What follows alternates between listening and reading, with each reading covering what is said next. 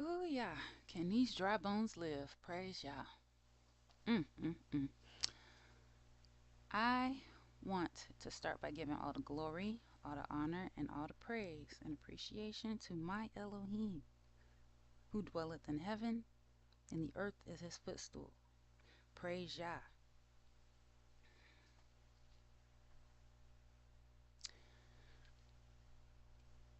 I am Javana Milhama Yisrael, and I'm coming to you again with another live. But of course, before we get started, um, we're gonna play a song. We're gonna play a couple songs. Praise Yah. And we're gonna jump right into it and talk about Yah's laws, statutes, commandments, judgments, testimonies, and all that. Praise Yah. And this, by the way, let me get the brother's name.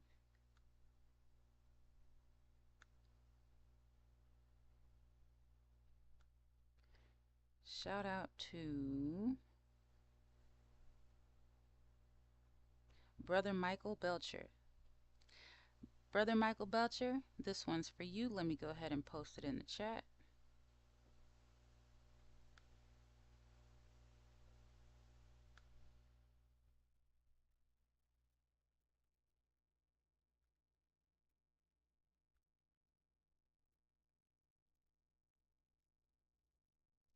And let me go ahead and start this music.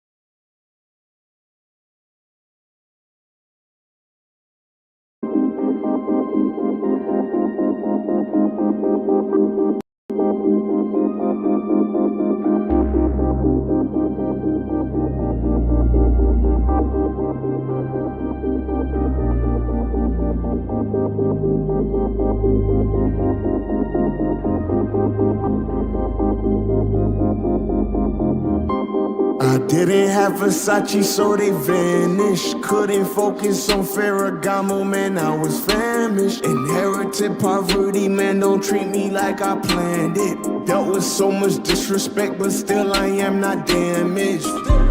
No Louis or Prada, just hoodies and joggers.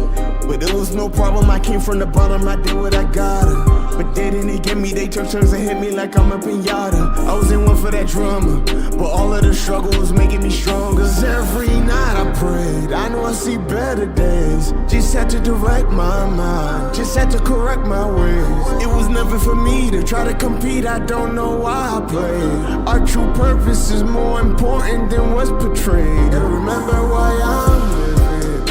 And it wasn't to chase millions, it wasn't to be the freshest in the building, man. And remember why I'm living. We must reverse the work of these villains, defeat those who put us in these conditions, man. And remember why I'm living. We gotta move different, yeah. If not for you, then let's do it for all our children, yeah. Remember why I'm living. Gotta get up out of our feelings, cause jealousy is doing all the killing, man. Y'all keep testing me, test and retest. Knew I want a V12, put me in a VTEC. Thought I was a defect, overwhelmed by the rejects. To see if I would sell my soul, he used my weakness. And it almost worked, I was tired out of the dirt, cause that's where we slept. I'm the only one hurt, I'm the only one burned. Had to learn I'm a phoenix. Gotta rise up the ash, man, the reason we last, cause he knows that we next. We just gotta repent and switch up the sequence. Cause all we need is our creator. Keep your 40 acres. It's we who make the money, since when money make us. We got plundered by invaders, but surviving's in our nature. Carved in Yah's palm, who can't erase us. Cause I remember why I'm living. And it wasn't to chase millions, it wasn't to be the freshest in the building, man. I remember why I'm living. We must reverse the work of these villains, defeat those who put us in these conditions, man. I remember why I'm living. We gotta move different, yeah. If not for you, then let's do it for all our children, yeah. I remember why I'm living. Gotta get up out of our feelings, cause jealousy is doing all the killing, man.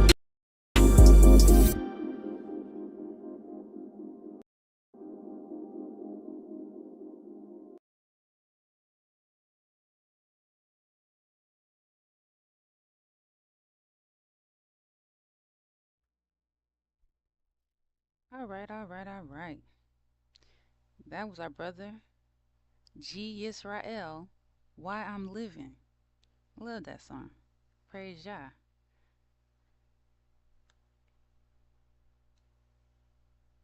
So welcome back. All right. And I said I got you, brother Michael Belcher. I was so busy enjoying the music, I forgot all about posting in the chat, man. All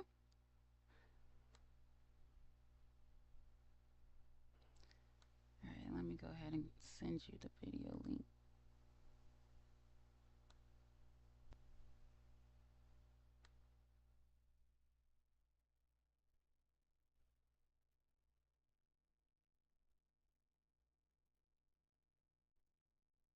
Mm-mm.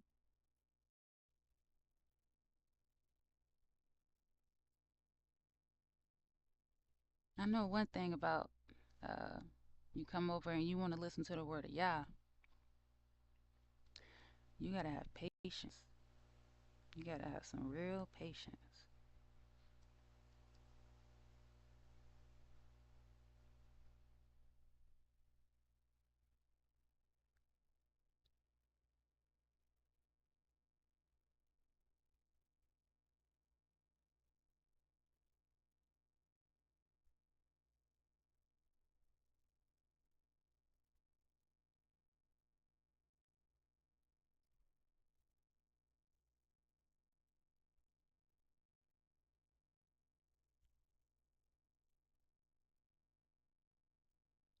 Right.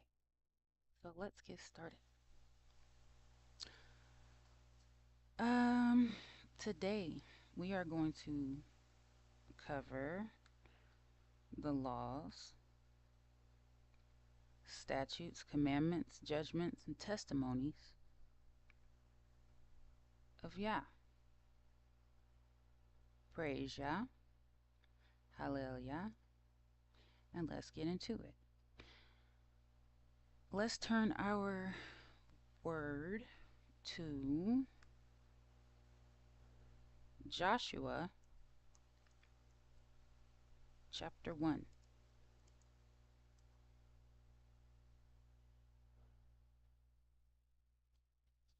do I want to start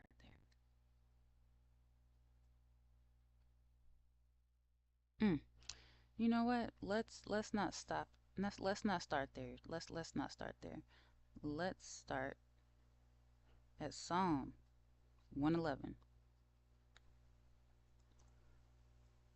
Psalm 111. And we're going to go down to verse 10. And we're going to read verse 10 so we can understand before we get into the lesson.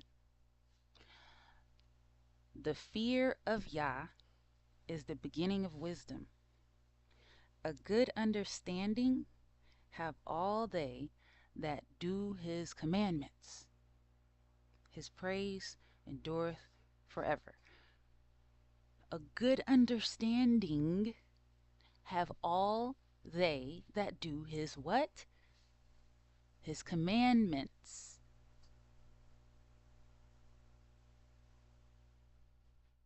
The fear of Yah is the beginning of wisdom. Let's learn how to fear our Creator and keep his commandments. That is Ecclesiastes 12:13. Let's go there.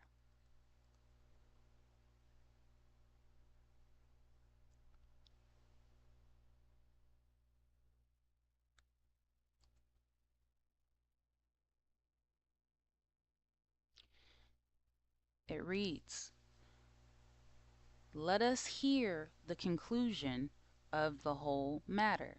Fear Elohim and keep his commandments, for this is the whole duty of man. That's mankind. That's people, humans. This is the whole duty of man. So if you want to understand what your primary purpose on this earth is, you have to first understand that you need to fear the Creator and keep the Creator's commandments.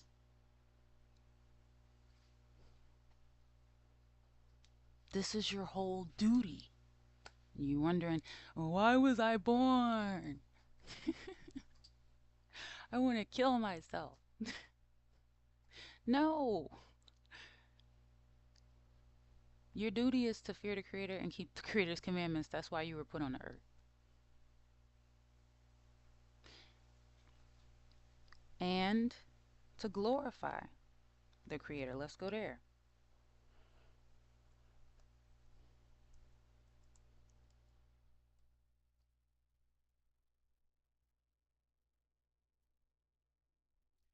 Isaiah chapter 43, verse 7. Even everyone that is called by my name, for I have created him for my glory. I have formed him. Yeah, I have made him. The Most High made all things. He made everything. We build and we put stuff together. We make airplanes and helicopters and all this cool stuff.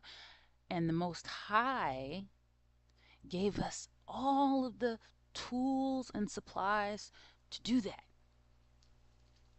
Without the Most High, where would we be? If we didn't have these resources, what would we do? Remember when we read Isaiah chapter 24 about the earth being completely desolate, completely dead? What would we do, right? And so now we have all these problems going on in the earth, pollution, corruption.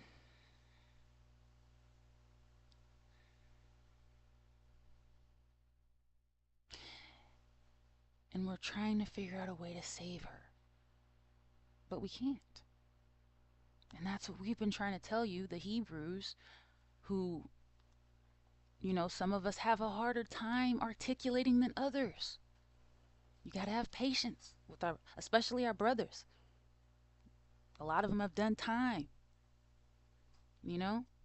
Messes with your head. They have PTSD and all types of stuff, right? So our brothers are going to have to understand they're going to have to tone down a little bit. If you want to get a point across, you don't have to come at somebody like Mr. T. All right? You ain't always got a King Kong people, man. All right? Anyways, I don't want to get off topic. I had a wonderful conversation with our brother Achi today before we go to the next verse. Over in the continent of Africa. And it was just, he touched my heart.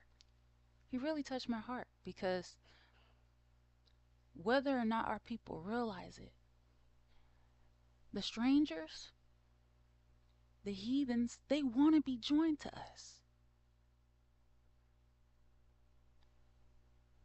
That's why the world mimics you. You know that. Like they want to be joined to us, but it's just the world. It's like it's over now. Everybody is looking at it end. I would imagine that's pretty scary, and you don't know what to do. The Most High never knew your nation, right?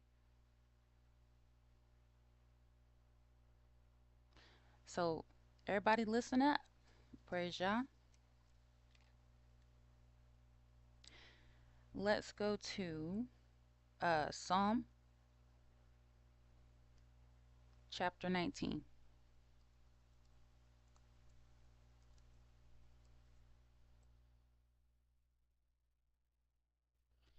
And let's go down to verse 7. It says, "The law of Yah is perfect, converting the soul. The testimony of Yah is sure, making wise the simple." I remember being simple. I know what it's like to not know anything. We have to understand that, right? We understand what it's like to have your eyes completely closed and be blinded. You don't even know what's really happening. But you see everything is just. The Most High knew these things would happen. That's why the Most High is trying to show you the law of the Creator is perfect, converting the soul. That touches inside of you.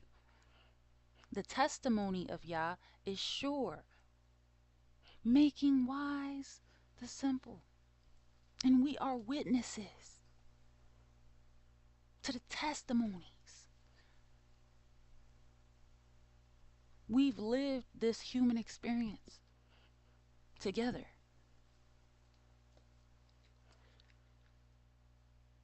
Let's go to Deuteronomy chapter 30.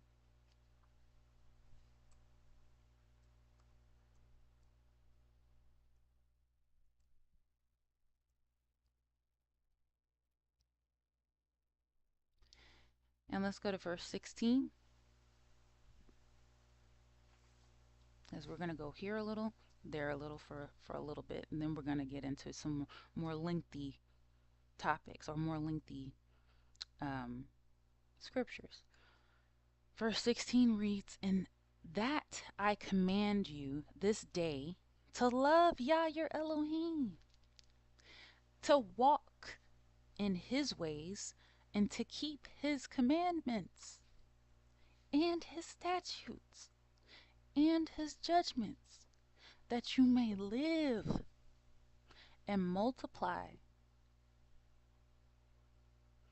And Yah your Elohim shall bless you in your land, in the land where you go to possess it."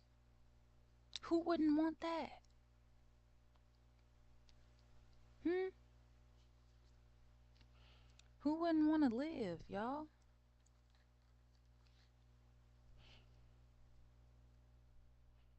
Because you all believe in what an idol will tell you in John 3:15 and 16, when it tells you to believe in the idol. This idol that was lifted up like the serpent in the desert. You will believe when the idol says, if you want to have everlasting life, you have to believe in it.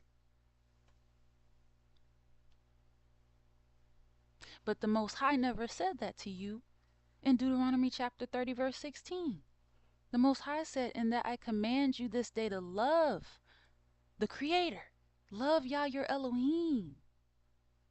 Love, not believe. Love. That means that we knew each other. You don't have to believe in somebody that you already met. right?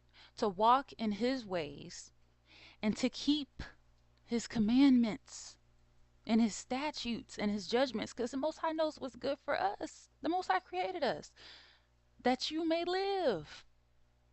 That's the requirements for life and multiply. That's the requirements for life and for being fruitful.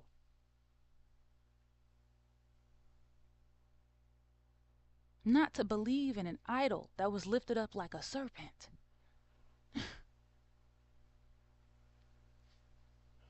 And it kills me to see my people doing that. It really does.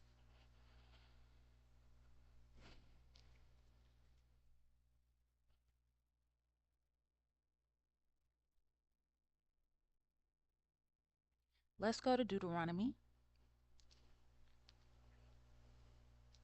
chapter 6. Hold on.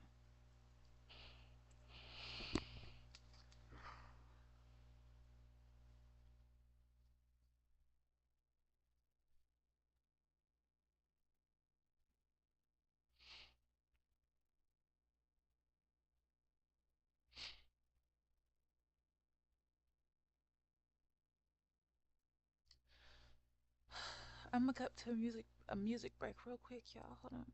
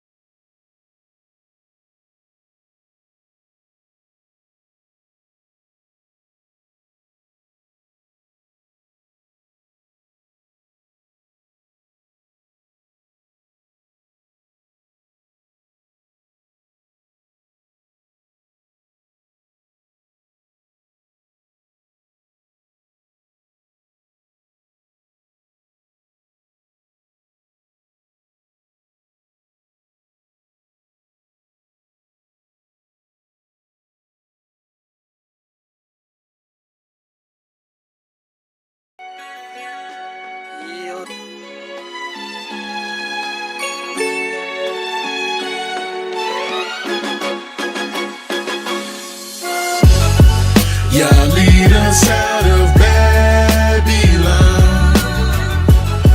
Please take us from this Babylon. We leaving out of Babylon. Finally leaving Babylon. By the rivers of Babylon, we sat and wept. They made us sing songs of Zion if I forget. Jerusalem, remove my tongue until I lose my breath. Happy is he that dash they little ones into the steps. Daughter of Babylon, America, the great whore, naked what you ashamed for. Come down and sit in the dust, the only place for who wage war. Raided our lands, when y'all repay his vengeance, he won't meet you as a man. His plague in Egypt began, leaving this place severed. Delivered us by temptations, signs, wonders, wars, a mighty hand stretched out arm and great terrors. The daughter of the Chaldeans no longer will be called the lady of kingdoms. They quarantined us, time to judge them. Jacob's lives departed, return to YAH for the light when the skies is darkened. Only the wise regarded, so when these times are charted, leave Babylon departed and circumcise your heart. Y'all lead us out of Babylon. Please take us from this Babylon. We leaving out of Babylon. Finally leaving Babylon. Say, Yah, who shall abide up in your tabernacle? Who shall prevail? Right in your holy hill. The exodus of your servant is now being unveiled. The dust from all of us going is like the chemtrails. Left behind, these nations getting sifted like grasshoppers. Aziz flying in the air like graduation tassels. The faces of our elites is left looking confused. They say they always with you, we inherited lies too. The bond is broken, chains shattered, no longer murdered. The same one who afflicted will leave my baby nurses. Raise hearses for the death of my people, curse it. The blessing of you so fleet, almost fainted these verses. We were brought to captivity, now the losers winning. Your magnificent work is why these scribes are penning. The ruler is Bueller, judgment is how it's measured in it. The saints is marching on home, no incentive for sinning. Yeah. Y'all lead us out of Babylon. Please take us from this Babylon. We're leaving out of Babylon. Finally leaving Babylon. Come on, yeah, y'all lead us out, no longer can we stay. Yeah, it's been too long since we done been away. Yeah, we've been turned upside down, don't know our night from our day. Yeah, and all we do is listen to what our oppressors say. Yeah, so long I hope it has gone astray. Yeah, we lay down to every suitor in every way. Just to leave our hearts in complete disarray. Yeah, but Yahweh will save us according to what His word say.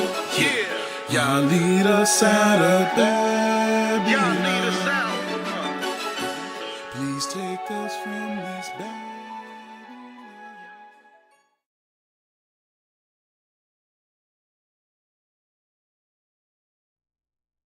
Hey, Yah lead us out. Praise Yah. Thank you. That was for Tribe Entertainment. Yah lead us out of Babylon. Let's go to Deuteronomy chapter 6.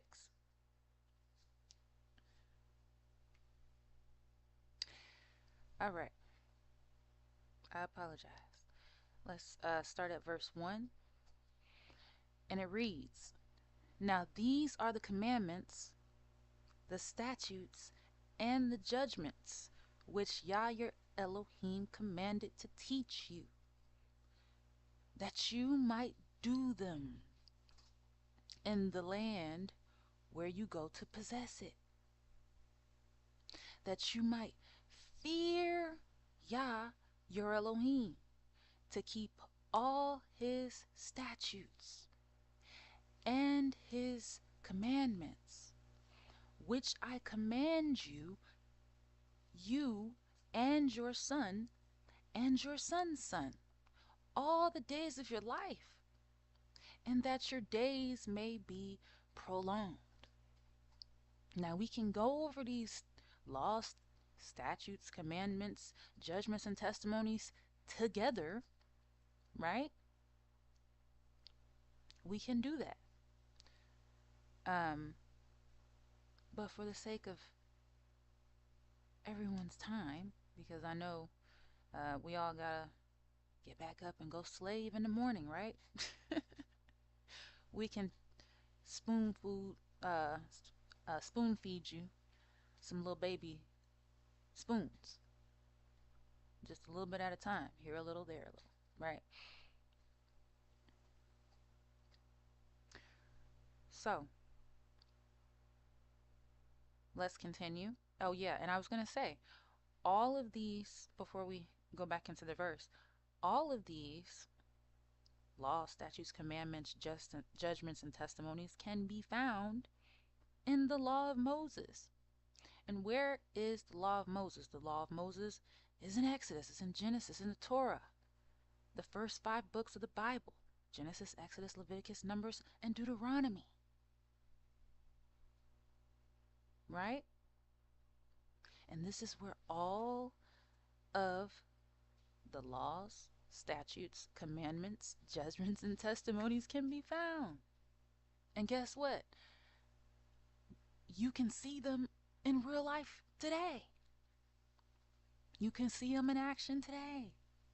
The Most High's law always stands above man's rules. Always remember that.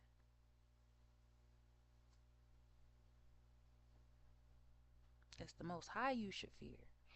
Let's continue.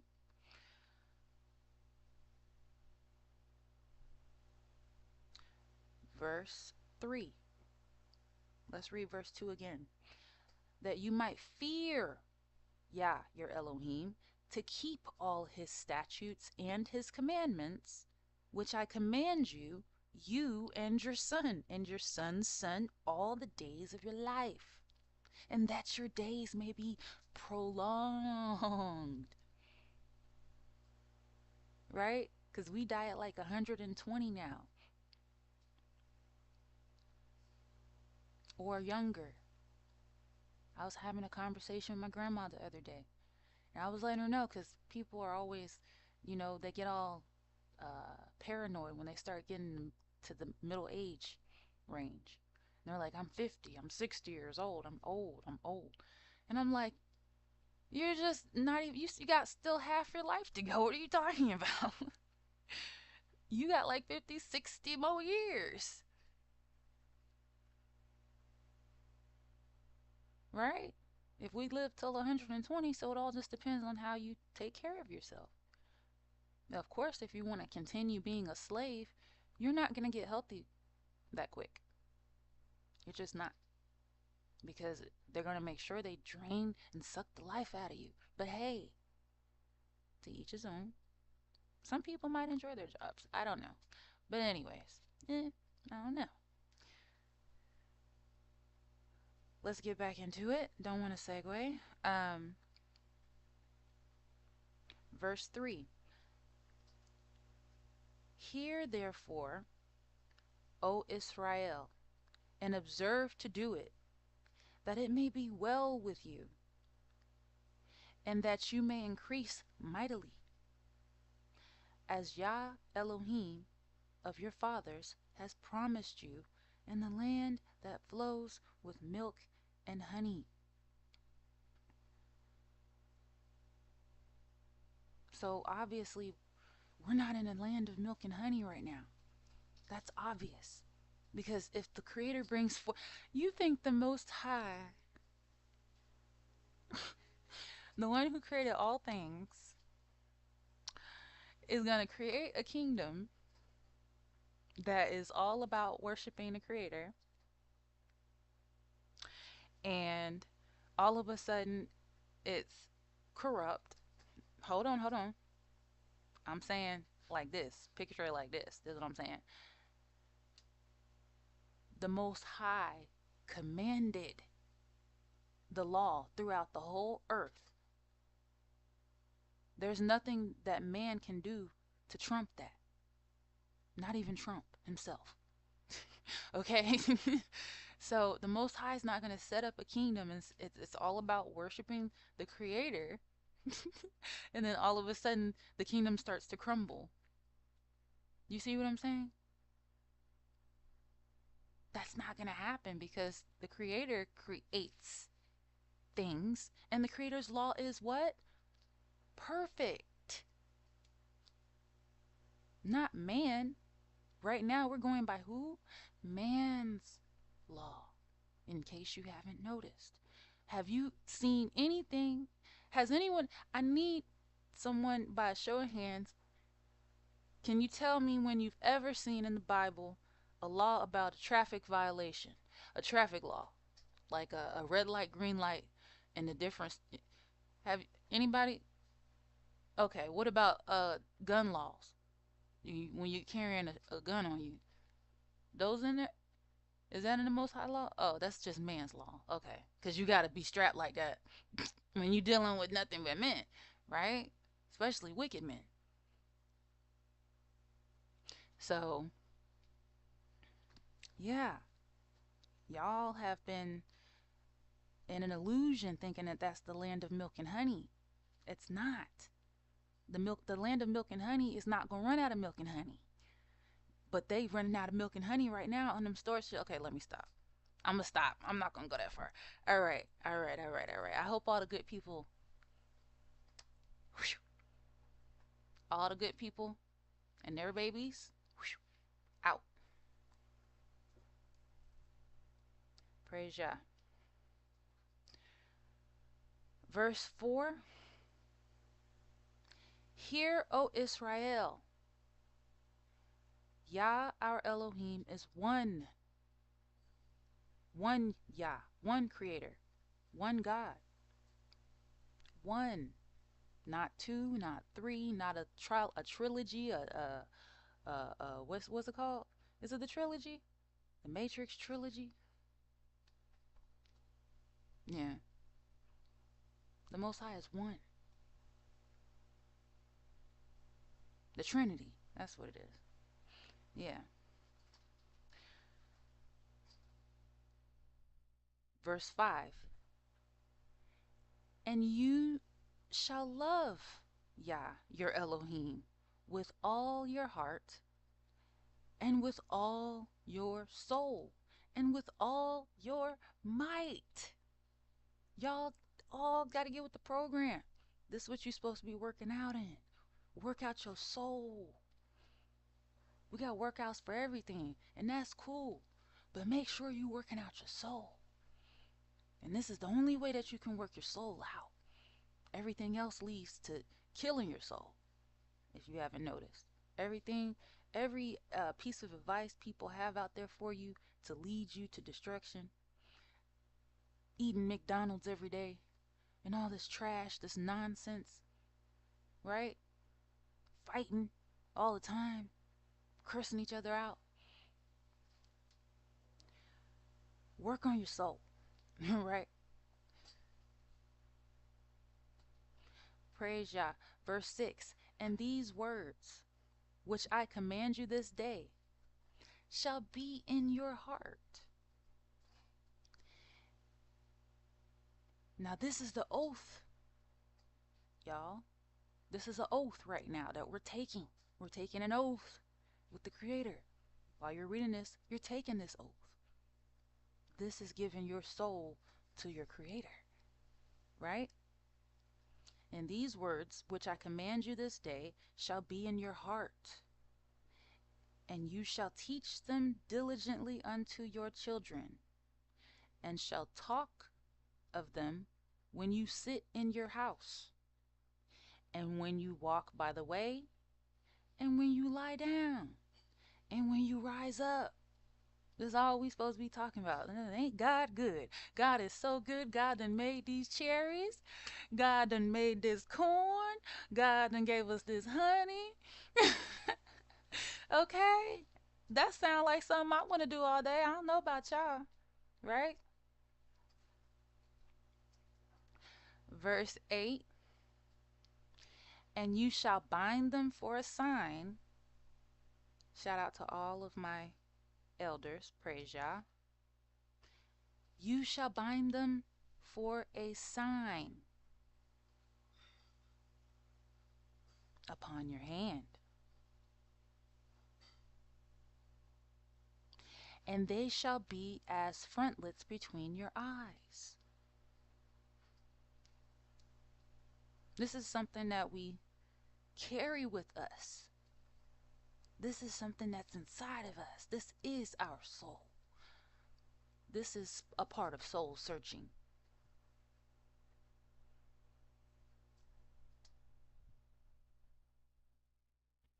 Verse 9.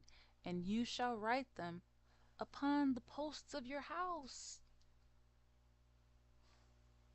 You got it all around your house. It's decorated. Just praising the Creator. And on your gates. That sounds better than any plantation, anything. My goodness. Verse 10. And it shall be, when Yah your Elohim shall have brought you into the land, which he sware unto your fathers, to Abraham, to Isaac, and to Jacob, or to Jacob, to give them great, to give thee, sorry, give you great and goodly cities, which you build not, and houses full of all good things, which you filled not, and wells digged, which you digged not, vineyards and olive trees, which you planted not. When you shall have eaten and be full. I ain't never lived in no world like that. That sound like the Garden of Eden to me. And shoot, if this is a fairy tale, I want to be in it. I don't know about y'all. For real, y'all tripping. Praise Yah. Okay. Verse 12.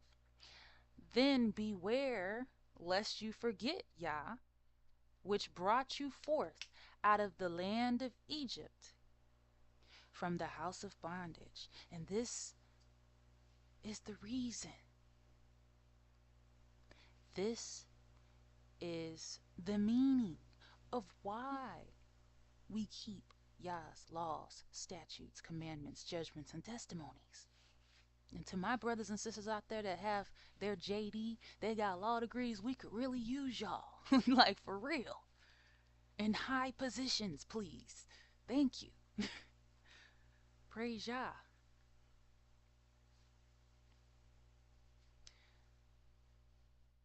Verse 13. You shall fear Yah, your Elohim, and serve him, and shall swear by his name. Ye shall not go after other gods, of the gods of the people which are round about you. That's what you've been doing. You've been going to their gods, the gods of the strangers. And they trying to figure out, they always coming over here worshiping our gods, and we over there trying to learn their dances and stuff. They so cool, you know what I'm saying? They got rhythm and stuff, hey. Like, they got soul. Yeah. Y'all supposed to be soul searching, and you supposed to be teaching the world what their purpose is on the earth. Right? You shall not go after other gods, verse 14, of the gods of the people which are round about you. For Yah your Elohim is a jealous Elohim among you, lest the anger of Yah your Elohim be kindled against you, and destroy you from off the face of the earth. Whew. Dang. Sheesh. I know everybody knows about the story of Noah and the great flood. Everybody knows about that event. Everybody knows about that.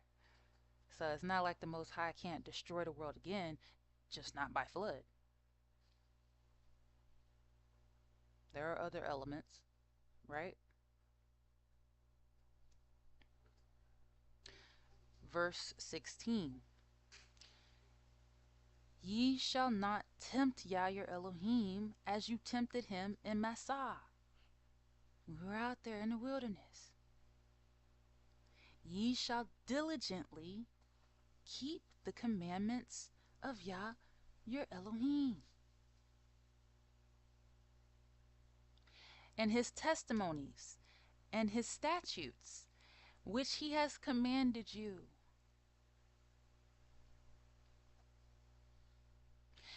And you shall do that which is right and good in the sight of your Creator. In the sight of the Creator.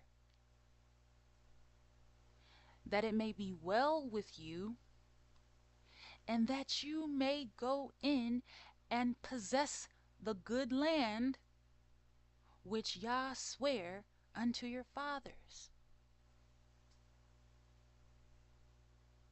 See, the Most High created all of the land, and the Most High distributes it.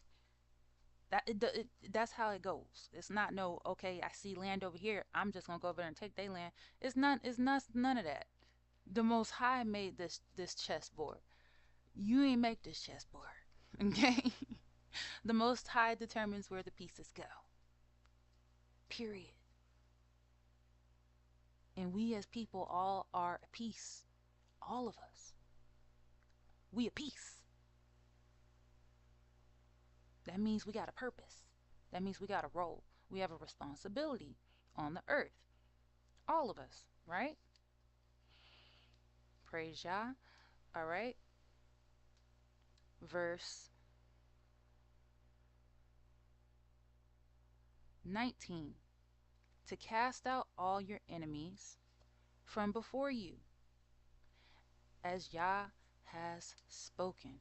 So who's casting out the enemies? Yah's casting out the enemies.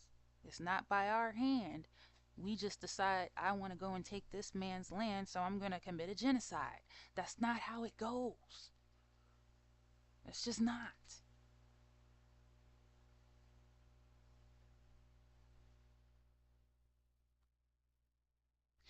Verse 20.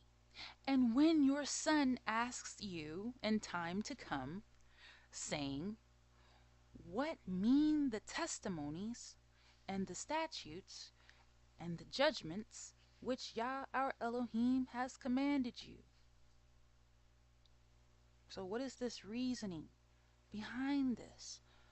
Verse 21. Then you shall say unto your son, we were Pharaoh's bondmen in Egypt, and Yah brought us out of Egypt with a mighty hand. What that I got it. What does that sound like? Doesn't that sound like how we're in America and the four corners of the earth today?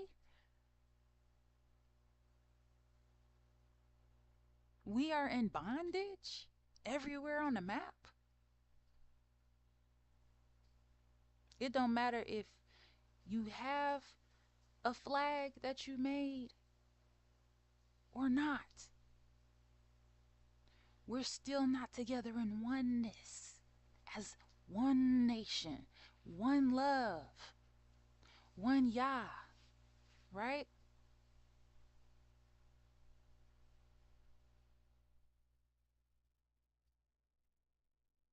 Praise Yah. Verse 22.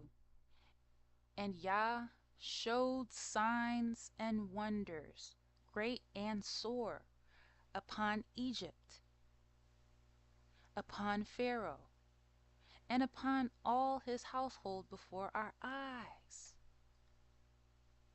And he brought us out from thence, that he might bring us in, to give us the land which he sware unto our fathers. And Yah commanded us to do all these statutes, to fear Yah our Elohim for our good always, that he might preserve us alive as it is this at this day.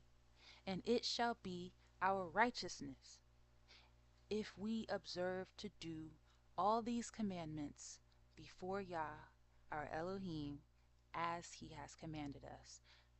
Now, I know y'all probably hungry for some, because I know I am. I'm starving. I know y'all hungry for some laws. Let's spoon feed you. Go to Leviticus chapter 11. Let's read Leviticus chapter 11 together, people, with understanding. Now, this is a part of the laws that we must keep, because Most High is letting us know what everything is for as far as consumption. And he's letting you know there's certain things that should be consumed and there's certain things that should not be consumed. So we're definitely killing ourselves. I can't really blame the elites when we choose to buy those Doritos. I'm not sorry. Praise Yah. Okay, so Leviticus 11 verse 1. And Yah spake unto Moses and to Aaron, saying unto them, Speak unto the children of Israel, saying, These are the beasts which you shall eat among all the beasts that are on the earth. So if you have to eat animals, these are the animals that you should eat. Verse 3, Whatsoever parteth the hoof, and is cloven footed, and chews the cud among the beasts, that shall you eat. So a cow. Yes, you can eat a cow. They have the cloven hoof, they cheweth the cud, they're clean animals. It parts the hoof. You cannot eat a horse. They don't part the hoof. They chew the cud, but they do not part the hoof. So you should not eat a horse or a donkey or anything like that, right? Verse 4, Nevertheless, these shall you not eat of them that chew the cud, or of them that divide the hoof, as the camel, because he chews the cud, but divides not the hoof. He is unclean to you. So we should not eat camel hoofs or camel meat. That is not something we should be eating. Verse 5, And the coney, because he chews the cud, but divides not the hoof. He is unclean to you.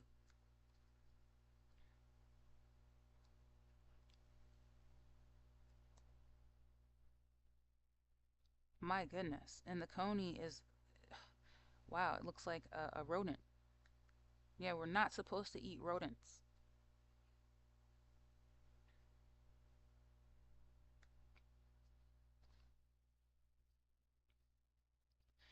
Verse 6,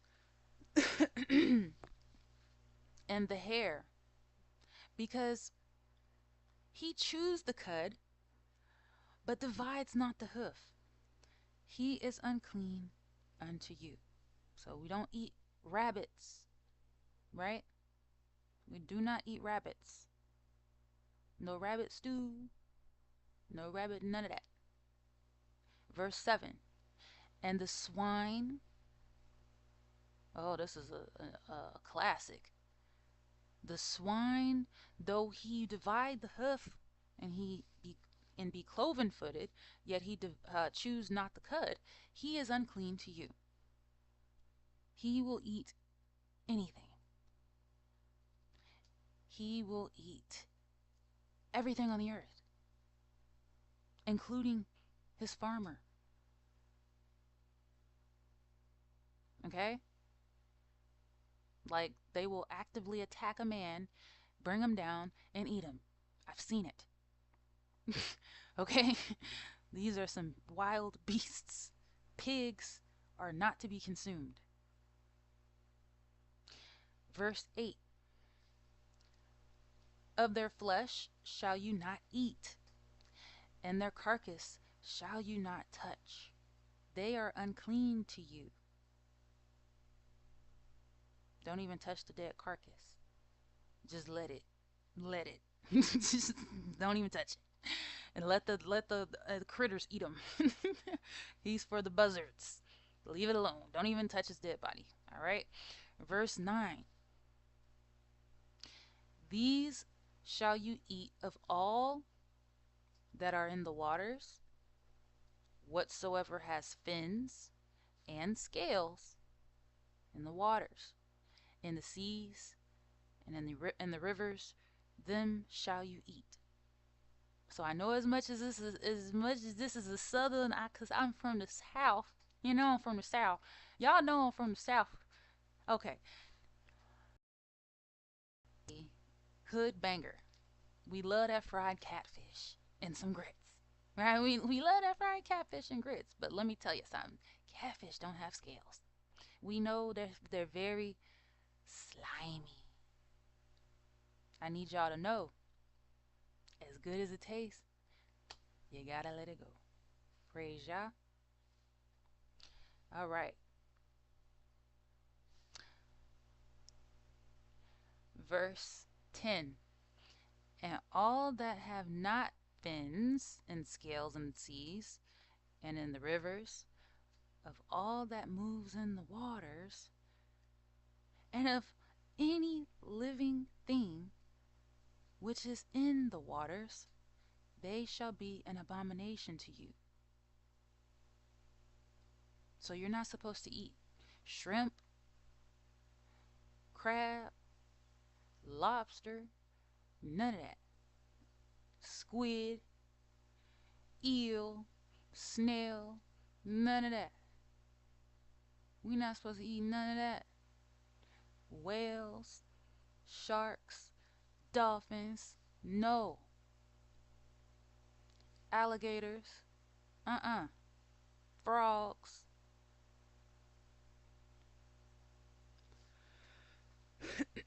No fins and scales. Just remember, you can't eat it. Mm-mm.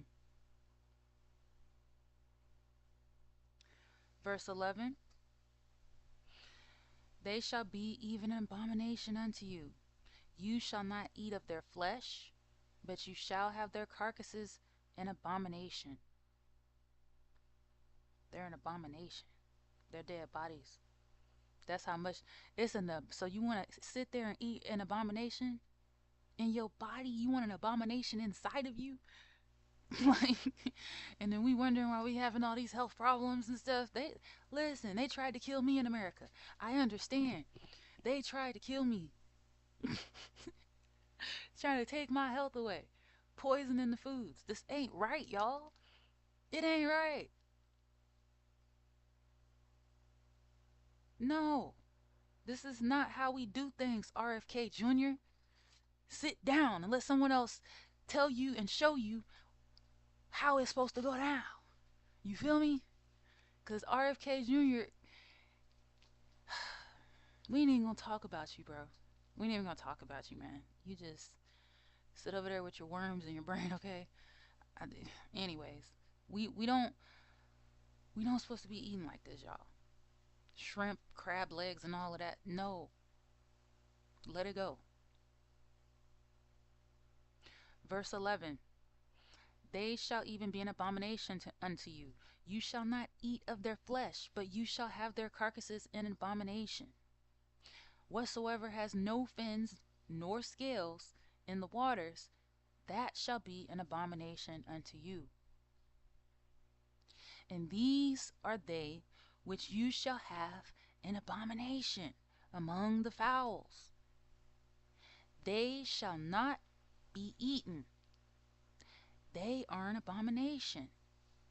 The eagle, the ostrich, and the osprey, or the ossifrage. I haven't seen these birds in a minute. I know one of them is like an ostrich, and then of course we know the eagle. But then what was the osprey, or was it the same as the ostrich? Let's look it up.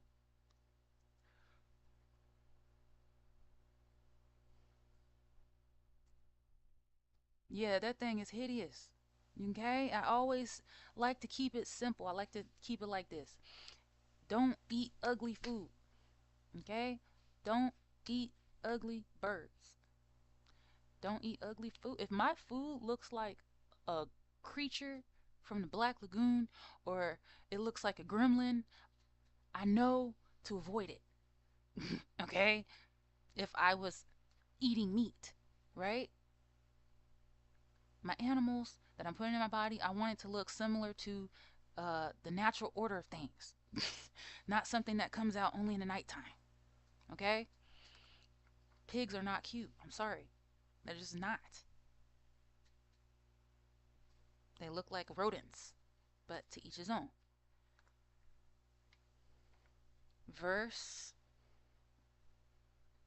13, or verse 14. And the vulture, and the kite after his kind, every raven after his kind, and the owl, and the night hawk, and the cuckoo or cacao, and the hawk after his kind, and the little owl, and the cormorant, and the great owl, and the swan, and the pelican, and the gier eagle, and the stork, the heron or heron, I have a hard time saying that, after her kind, and the lapwing, and the bat,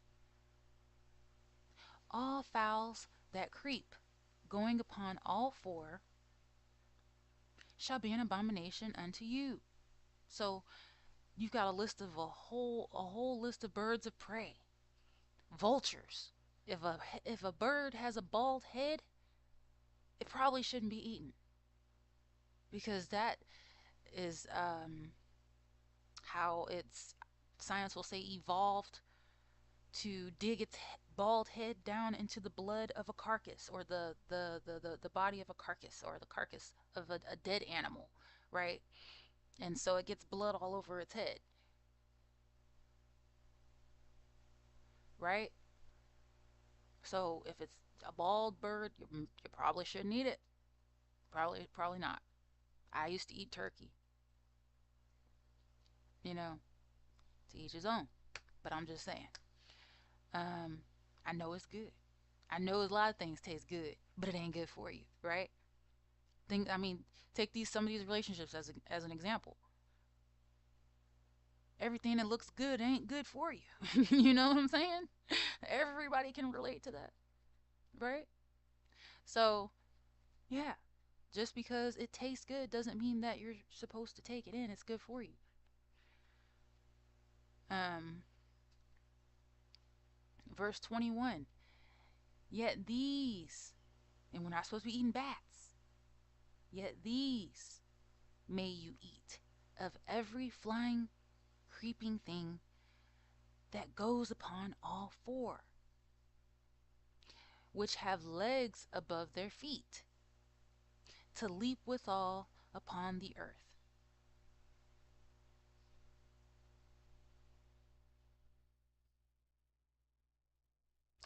Even these of them you may eat. So I know a lot of people probably be grossed out because they're like, bugs? I didn't know you could eat bugs. You can eat bugs, but there's certain bugs you just shouldn't put in your mouth, like roaches, right? Roaches are filthy. They're full of disease. That's not something that you should eat. But you are permitted to eat locust after his kind. That's like a grasshopper. And the bald locust after his kind. And the beetle after his kind. So you can eat beetles, but there's certain beetles that you cannot eat, right? Or what they classify as beetles, like cockroaches, right? And the grasshopper after his kind. Verse 23. But all other flying, creeping things which have 4 legs or 4 feet shall be an abomination unto you. So everything else is an abomination unto you. You cannot eat them.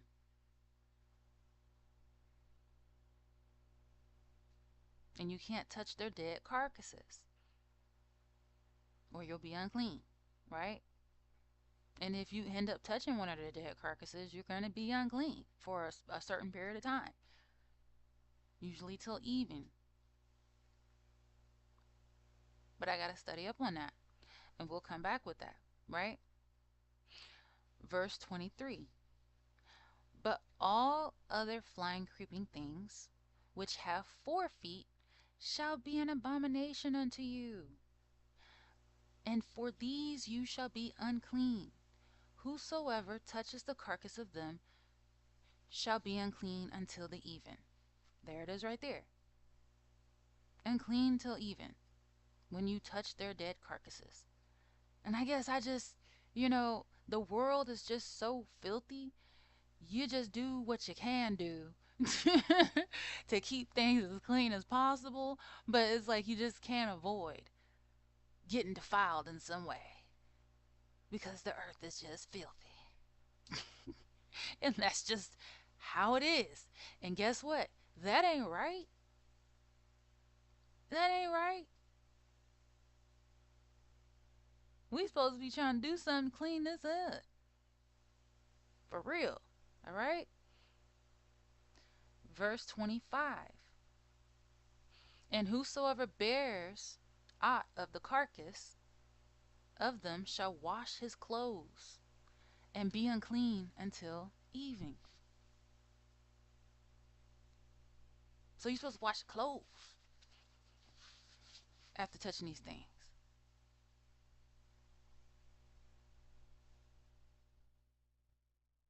Verse 26. The carcasses of every beast which divides the hoof and is not cloven footed, nor chews the cud, are unclean unto you. Every one that touches them shall be unclean. And whatsoever goes upon his paws among all manner of the beasts that go on all four, those are unclean unto you. Whoso touches their carcass shall be unclean until even. Right? You're not supposed to be eating the dogs. You're not supposed to be eating the. They're eating the dogs. They're eating the cats. I don't know what Trump had going on right there. But you're not supposed to be eating dogs and cats. I don't care what you got going on or where you at. Ain't nobody supposed to be eating dogs and cats. We don't do that. No, no, no, no. Don't eat Scruffy. Don't eat Moo Moo. Don't do it. All right? All right. And definitely don't be eating no lions. Okay? Because I done seen some stuff. Okay? I done seen some stuff. And bears. Don't be doing it. Just leave them alone. Just leave them alone. Verse 28. And he that bears the carcass of them shall wash his clothes and be unclean until the even. They are unclean unto you.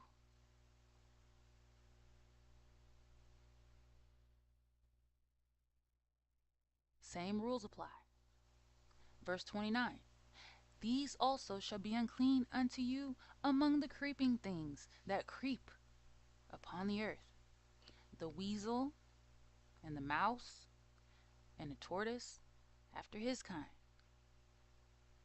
and the ferret, and the chameleon, and the lizard, and the snail, and the mole. So basically, don't eat the pet store. Don't eat the pet store. Leave those animals alone. If you are into stuff like that, please stop it. Okay? Verse 31. These are unclean to you among all that creep. Whosoever does touch them when they be dead shall be unclean until the even. Same rules apply, same law.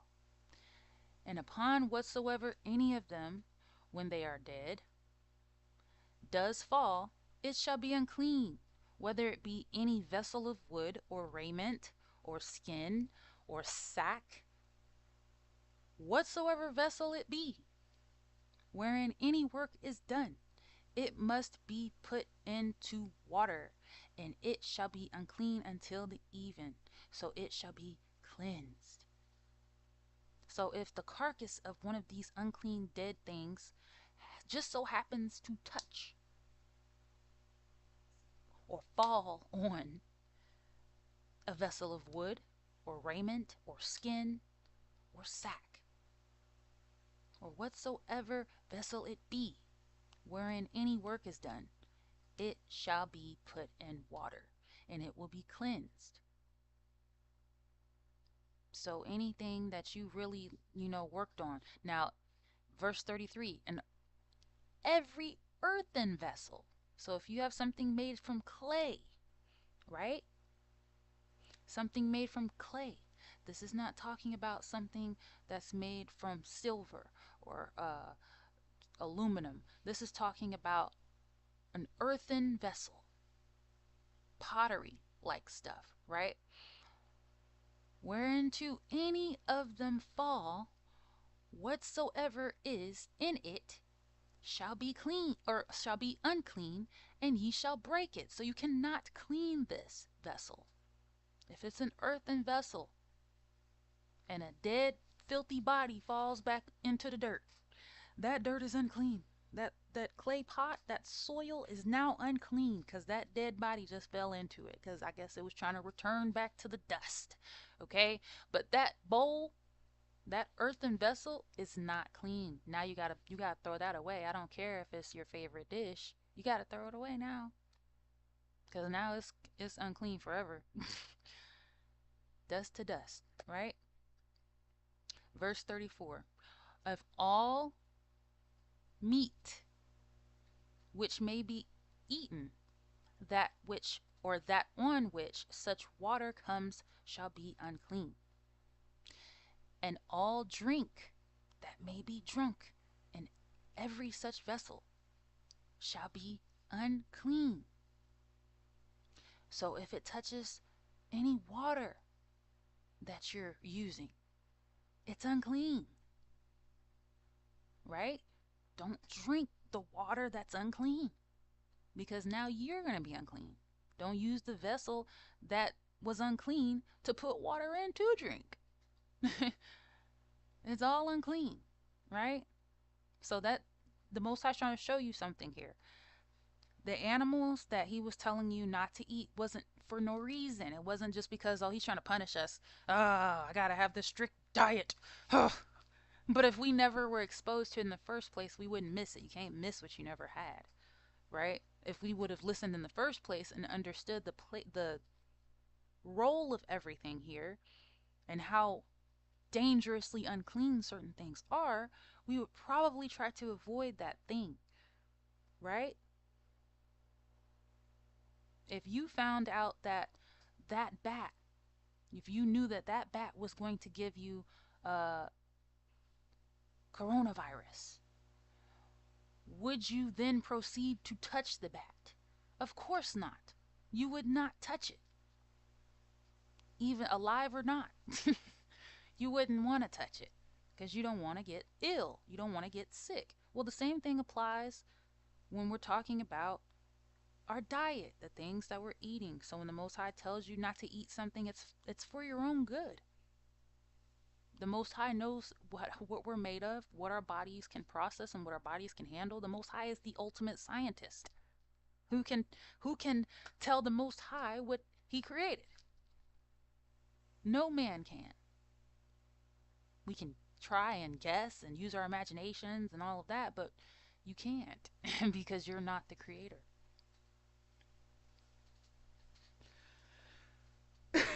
However, you can help keep the earth clean. You can do that. You can help keep the earth clean when you know what fits with what goes with what, when you know how to sort things and you know how to separate things and you're looking at things under a microscope and all these things, you can help keep the earth clean, right? Keep it safe and clean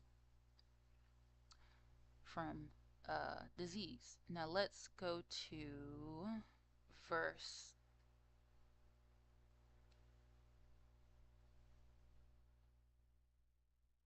35.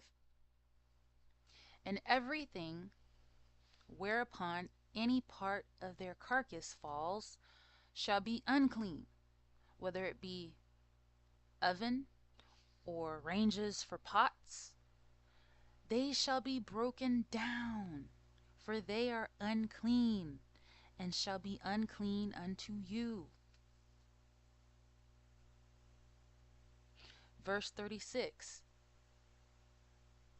Nevertheless, a fountain or pit, wherein there is plenty of water, shall be clean, but that which touches their carcass shall be unclean. Again, emphasizing just how deadly the things that are in their bodies can be and the diseases that they can carry. This is how dangerously unclean these creatures are. You have to take precautions. You have to have on that hazmat suit, right? Because it's unclean.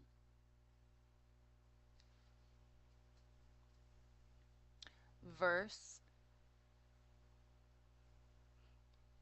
36 or verse 37.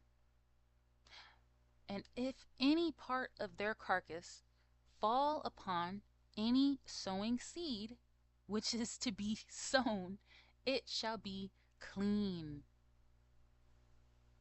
And why? Why is that? Well, let's see. Verse 38. But if any water be put upon the seed, and any part of their carcass fall upon it, shall be unclean unto you. Why? Because the water is going to penetrate it. And so now, with that penetration, you've gotten into the genetic makeup of this seed. And this is why we're not supposed to be practicing GMO anything. We're not. That's unclean. We're defiling the earth. But without the water, if that dead carcass falls on that seed has protection around it. And it doesn't have to be penetrated with the filth. It'll be unclean till even, like everything else, I would imagine. Now, I'm not going to say that. I don't know if it gets unclean at all. Because the Most High said it shall be clean. So maybe it doesn't even get unclean like our skin gets unclean, right? But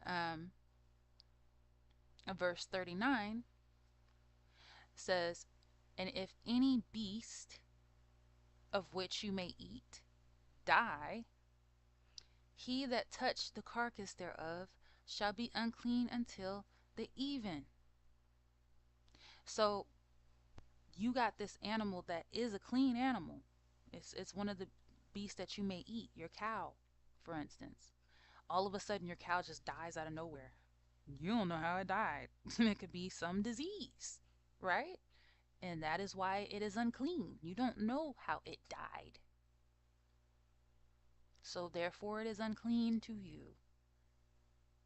And you should not eat it. Verse 40.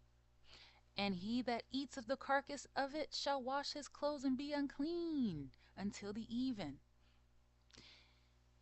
He also that bears the carcass of it shall wash his clothes and be unclean until the even. So if it died of itself, you should not eat it. And no, there's no telling how many animals out here are dying of themselves. And they're getting packaged right up. Right? Verse 41. And every creeping thing that creeps upon the earth shall be an abomination. It shall not be eaten. Creepy crawlies should not be eaten. That's for the birds and the other animals, right? Verse 42.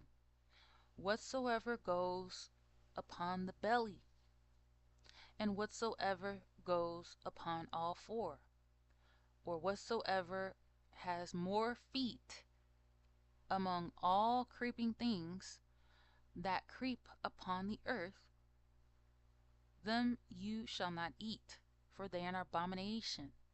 So worms and even snakes and all these creepy crawlies sliding on their bellies and spiders. They have more legs than and centipedes and stuff like. No, we're not supposed to eat those. Dragonflies, flies, none of those. Verse 43, ye shall not make yourselves abominable with any creeping thing that creeps, neither shall you make yourselves unclean with them, that you should be defiled thereby. For I am YAH your Elohim. You shall therefore sanctify yourselves, and you shall be holy, for I am holy. Neither shall you defile yourselves with any manner of creeping thing that creeps upon the earth. For I am YAH, that brings you up out of the land of Egypt, to be your Elohim. You shall therefore be holy, for I am holy. This is the law of the beasts, and of the fowl, and of every creeping or every living creature, that moves in the waters. This is the law of the beasts, and of the fowl, and of every living creature that moves in the earth, in the waters, and of every creature that creepeth upon the earth, to make a difference between the unclean and the clean, and between the beast that may be eaten and the beast that may not be eaten. It's simple. It's very simple. And you follow this, and you know what you can and you cannot eat. You won't have endangered species all around us. You will understand what is good and what is not, because then you'll understand how the ecosystem works. The ecosystem doesn't work by us just doing as thou wilt with nature. You have to understand the ecosystem in order to keep it and take care of it. And the ecosystem needs you to follow the laws of it, the laws of the beasts, and of the fowl, and of every living creature that moves in the waters, and of every creature that creeps upon the earth. That is what this law is called. It's the law of the beasts, and of the fowl, and of every living creature that moves in the waters, and of every creature that creeps upon the earth. Got it? So that is a glimpse into the laws of the Creator, right? So we just finished reading Leviticus 11. Let's all turn our pages to Deuteronomy.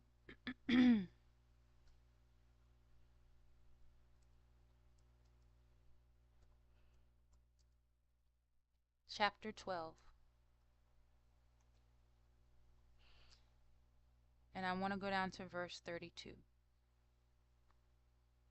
And it reads, what things soever I command you, observe to do it. You shall not add thereto, nor diminish from it. Don't add to the laws of the Creator, and do not diminish from it. And that is what this kingdom has done by using some of our Creator's laws. They have added to and diminished from the Creator's laws. They are guilty of that. They're guilty of adding to and diminishing from the laws of the Creator, whether they realized it or not. Ignorance of the law is no excuse, right? Come on.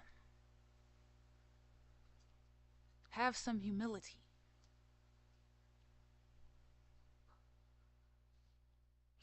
Now let's go to Deuteronomy chapter 4. And I want you to start at the first verse. It says, Now therefore hearken, listen, O Israel, unto the statutes and unto the judgments, which I teach you for to do them, that you may live. There's that word again, live. This is so you can live, right? It looks out for your health and all of that, right? It's so you can live and go in and possess the land which Yah Elohim of your fathers gives you. You shall not add unto the word which I command you, neither shall you diminish aught from it, that you may keep the commandments of Yah your Elohim which I command you.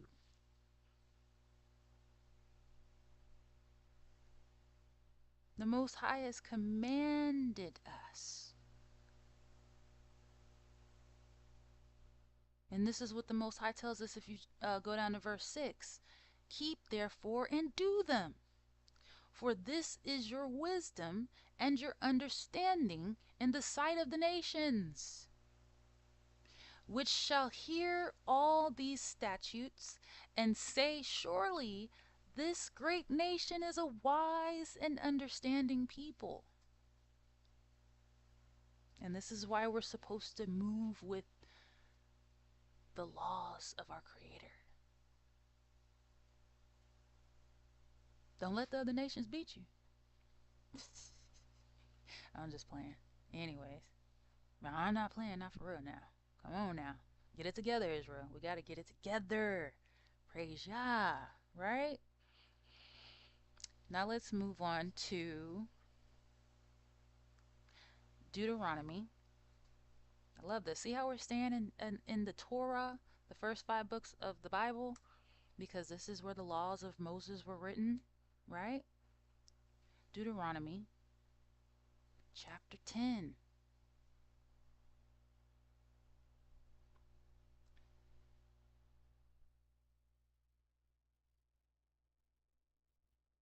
And we're going to start at verse 12. And it says, And now Israel, what does Yah your Elohim require of you? The Most High keeps asking you this. The Most High, he keeps calling you. What does the Creator require of you? Because you won't listen when the Most High is down here near us. Y'all ain't even want to deal with the Most High. Y'all wanted a man to be a king over it. We wanted a man to be a king over us. Can you believe that? I mean, that's what y'all wanted. Because I ain't never want no man to be no king over me.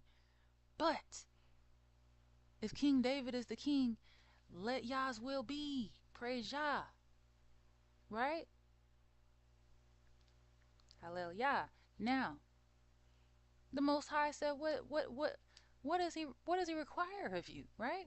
But to fear Yah, your Elohim, to walk in all his ways, and to love him, and to serve Yah, your Elohim, with all your heart and with all your soul. That's your soul again, right there. See how it's all up in your heart and your soul? That's how I want my Creator to talk to me. All in my heart and my soul. Praise Yah. Verse 13. To keep the commandments of Yah and his statutes, which I command you this day for your good. This is for your good, Israel? Or is this for the good of the Most High? The Most High just, it's for the Most High good. No, it's for your good. The Most High don't have to live on the earth. The Most High don't have to live on the earth. The earth is but the Most High's footstool. You got to live on the earth. So you might as well learn how to do it, right? We might as well learn how to actually live on the earth. Um,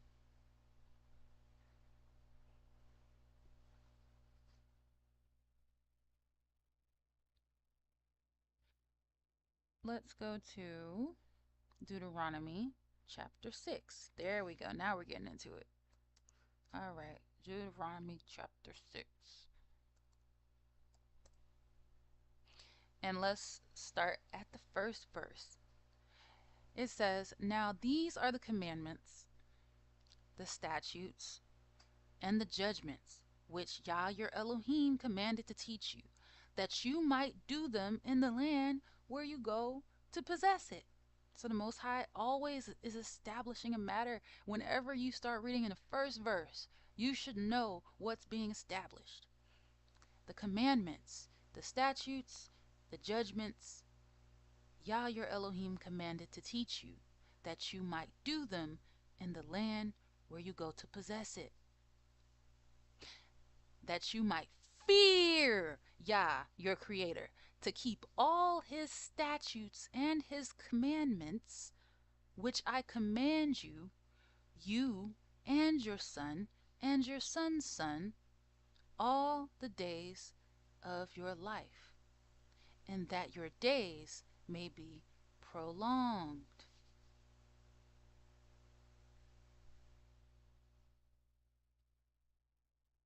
And we just read this. Praise YAH. Sorry about that. Um,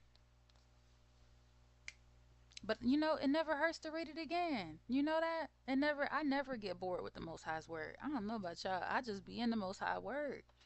It never gets boring. Ever. It's like being able to tell the future. When you really get in there and you really, the Most High give you the blueprint. It's like, wow, I can see into the future now. It's amazing. It really truly is, y'all. Let's go to is it Daniel? Don't want to go to Daniel. Yeah, let's go to Daniel 9.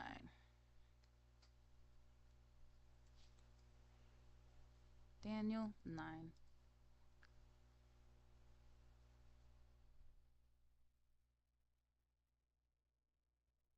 And let's read verse 5. It says, "We have sinned and have committed iniquity and have done wickedly and have rebelled, even by departing from your precepts and from your judgments." Ooh, so you mean to tell me when you depart from the Most High's precepts and judgments, the world will look wicked like it is today? Just by departing from the Creator's precepts and judgments, because we're perverting everything. This is not how it's supposed to be done. We think that we're doing it the right way, but we're not. And many of us have many talents and gifts that we could really be putting to use and making a huge difference. Okay? But we're sitting here wasting our time running around in a rat maze. All of us.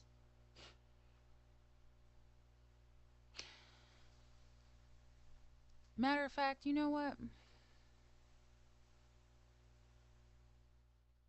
Yeah. I think, well, if y'all want to read the rest of that chapter, I don't know. If you want me to read it, I'll read it, but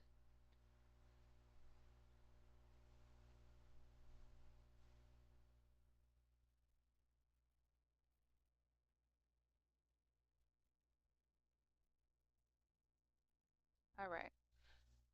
So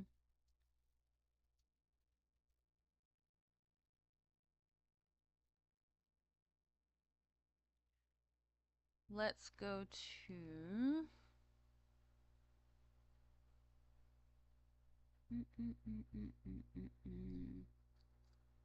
I can't believe I didn't put the number on there. I thought I put the number on here. Anywho, let's go to Exodus 20 or Exodus 34. Let's go to Exodus 34.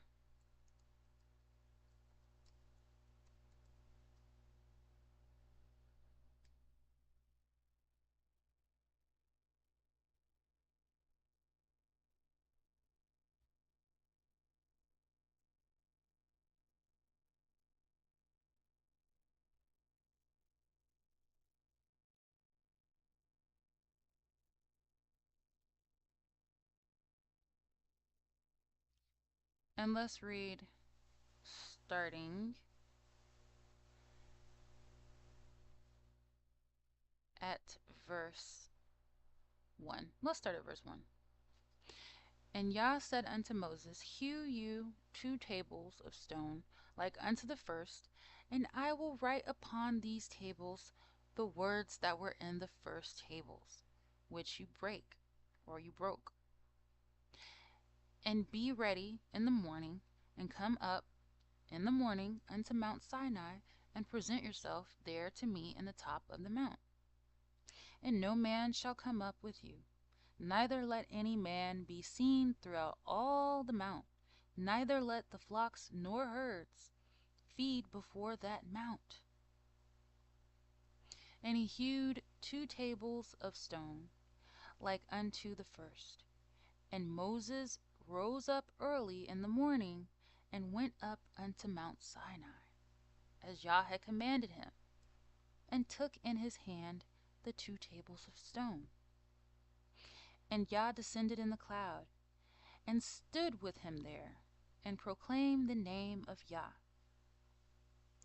And YAH passed by before him, and proclaimed, YAH, YAH, Elohim, merciful and gracious, long-suffering and abundant in goodness and truth, keeping mercy for thousands, forgiving iniquity and transgression and sin, and that will by no means clear the guilty, visiting the iniquity of the fathers upon the children, and upon the children's children, unto the 3rd and to the 4th generation.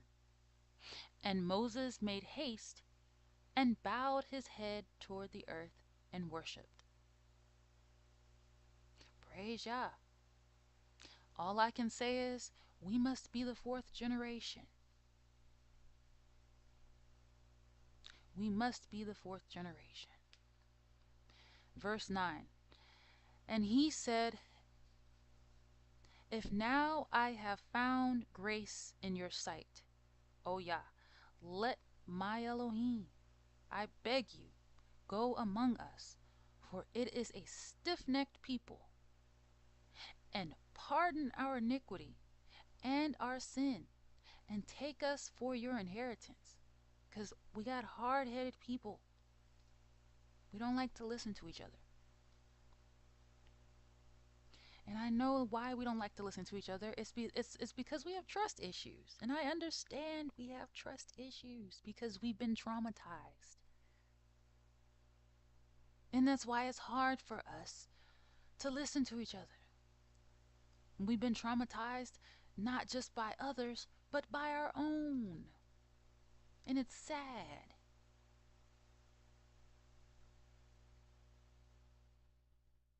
And so we don't listen to anybody. We listen to our hearts. And we're stiff-necked, as it is.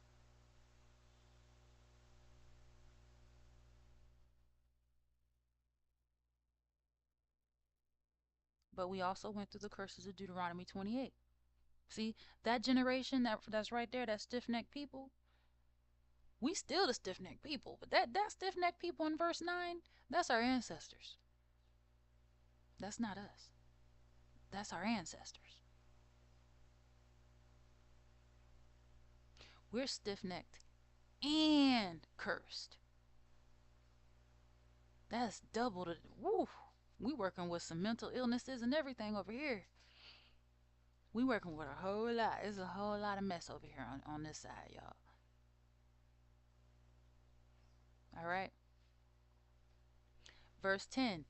And he said, Behold, I make a covenant before all your people. I will do marvels such as have not been done in all the earth, nor in any nation.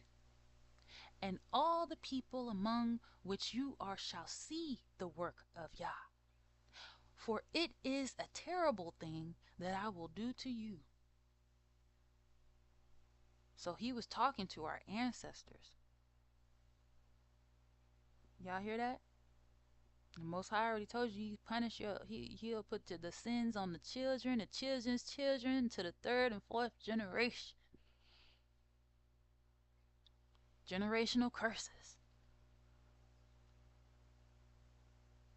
And so because our ancestors were stiff-necked, which is why we need to stop calling on them.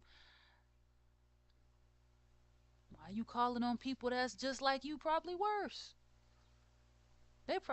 You call your ancestors, they probably looking down on you. And they supposed to be proud of you. You see what I'm saying? The majority of us were not right. This is going to be honest. The majority of us, we not right.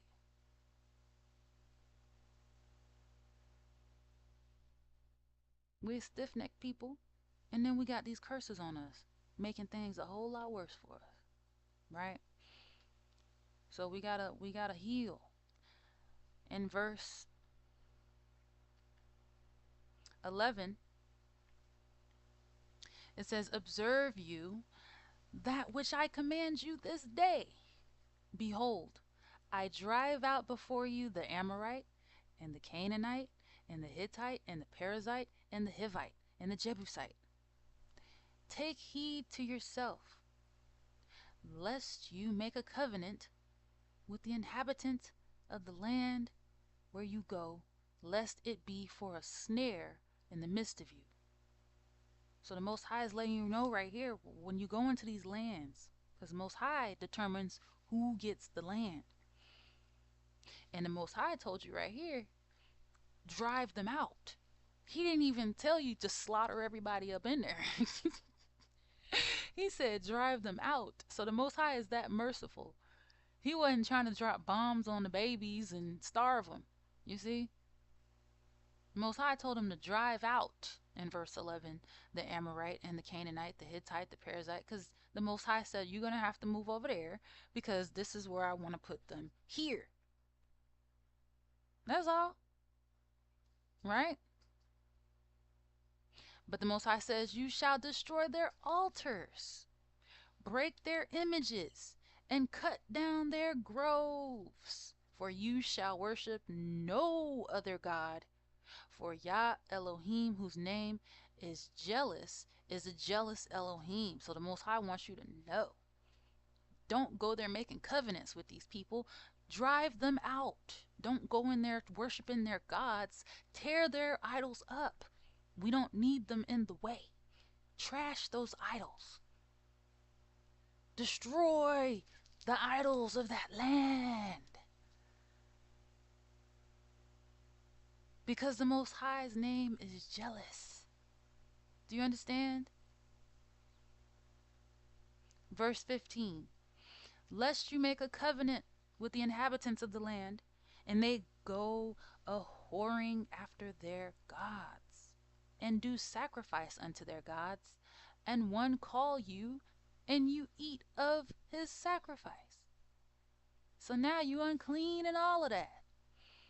And you eating of if that's an abomination, imagine it being a sacrifice to his idol. And you eating and partaking of that. Can you imagine how much worse that is than just the food being an abomination itself? Being unclean itself? You've partaken in his, participated in his ritual.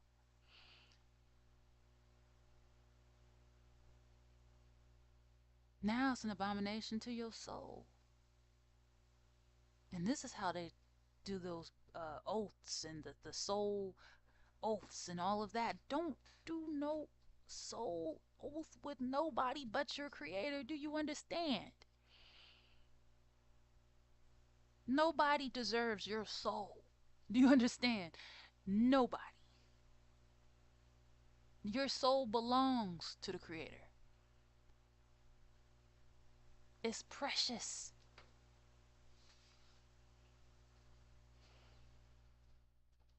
Verse 16. And you take their daughters unto your sons, and their daughters go a whoring after their gods, and make your sons go a whoring after their gods. This is the interracial relationships, the integration into their cultures. It's not because they're a different nation than you. It's because they're worshiping idols. So unless you're going to convert them to serving the Creator and living righteously and not serving idols, then that's a no-go. It's a no. Because they're pulling you away from the source. They're pulling you away from the Creator. Right? You don't want anyone to pull you away from the Creator. You want to pull people into the Creator. That's what you want to do. Right? Verse 17. You shall make you no molten gods. The feast of unleavened bread shall you keep. 7 days you shall eat unleavened bread, as I commanded you, in the time of the month Abib,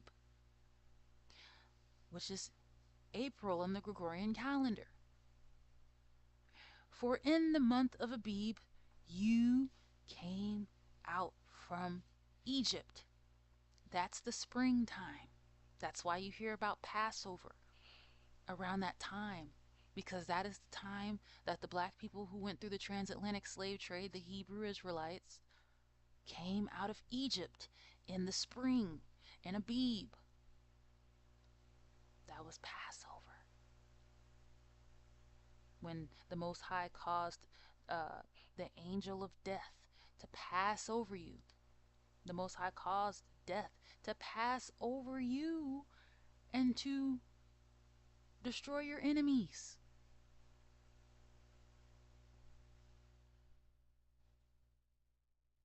Right? Verse 19. All that opens the matrix is mine. And every firstling among your cattle, whether ox or sheep, that is male. But the firstling of an ass you shall redeem with a lamb. And if you redeem him not, then shall you break his neck. All the firstborn of your sons you shall redeem.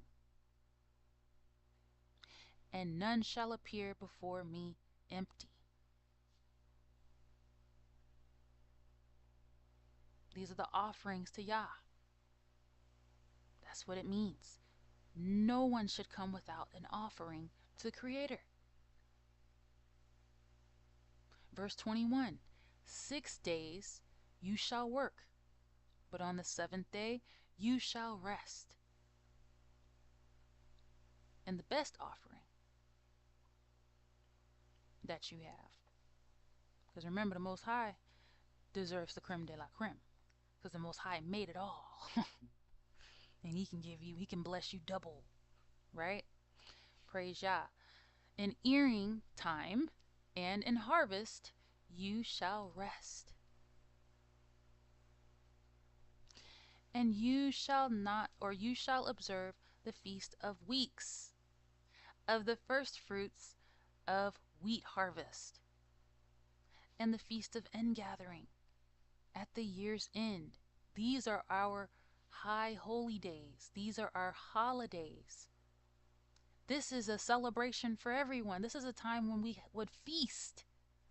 We have a festival, right? And the feast of ingathering at the year's end. Thrice in the year shall all your men children appear before Yah Elohim and Elohim of Israel. This is our connection with our Creator. We're going to meet our Creator. And you don't have to die to do it. You can actually live. You see that? It's beautiful. Thrice in a year, 3 times, shall all your men children appear before Yah, your Elohim, the God of Israel, the Creator. For I will cast out the nations before you and enlarge your borders. Neither shall any man desire your land. When you shall go up to appear before Yah, your Elohim, thrice in a year. You shall not offer the blood of my sacrifice with leaven, neither shall the sacrifice of the feast of the Passover be left unto the morning.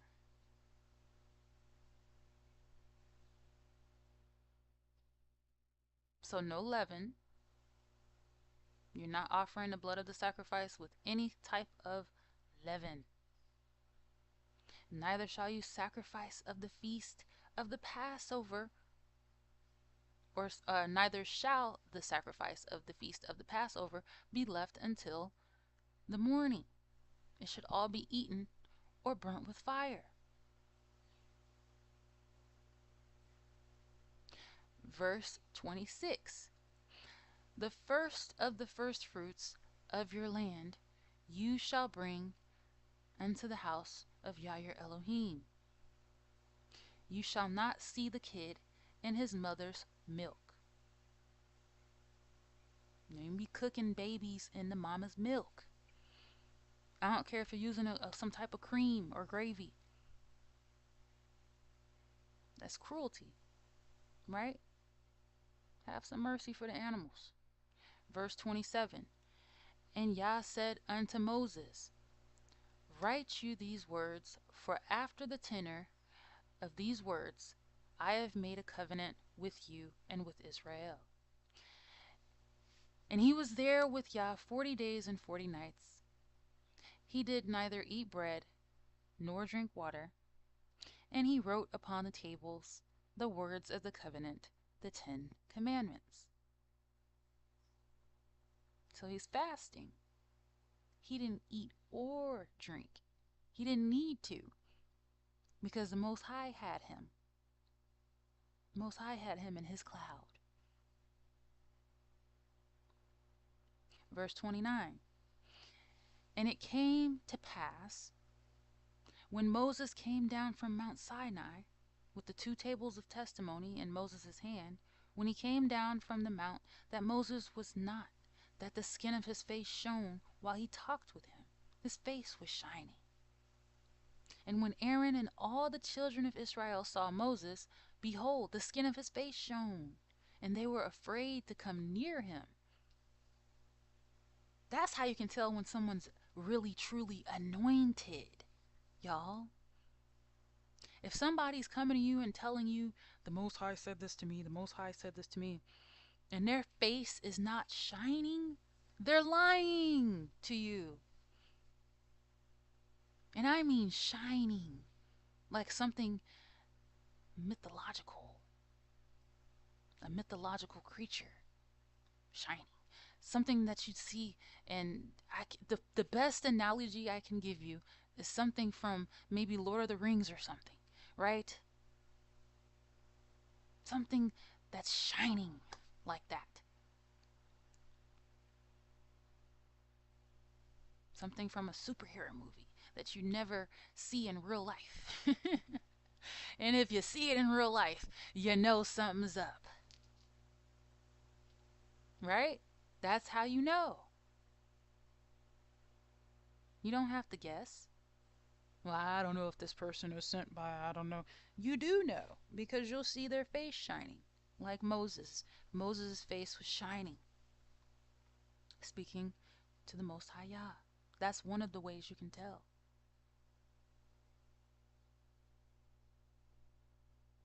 Verse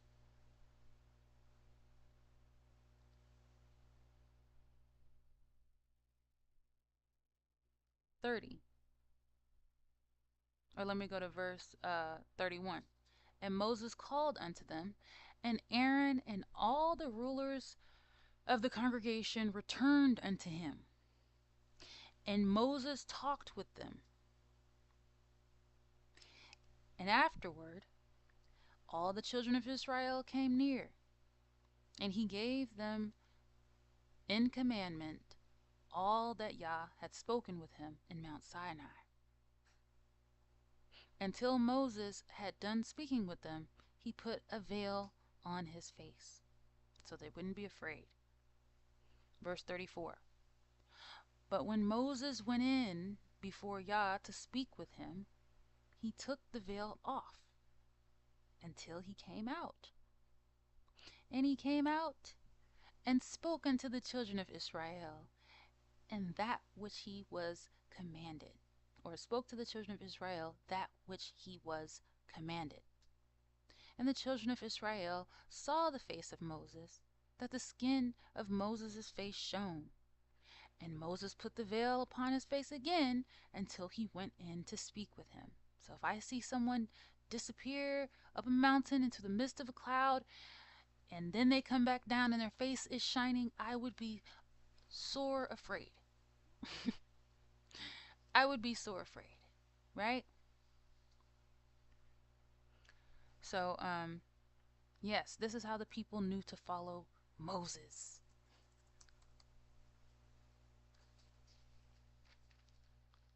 It wasn't anything a man could do to anoint him. He was anointed by the Creator. Let's go to Deuteronomy chapter 7.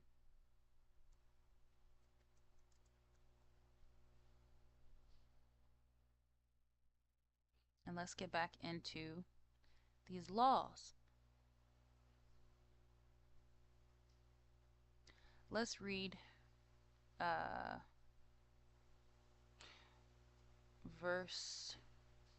let's start at verse 6. And it says, For you are a holy people unto YAH your Elohim. YAH your Elohim has chosen you to be a special people unto him, above all people that are upon the face of the earth. So the Most High sets up the pieces, right? The Most High set up Israel above all people that are upon the face of the earth. YAH did not set his love upon you, nor choose you, because you were more in number than any people, for you were the fewest of all people.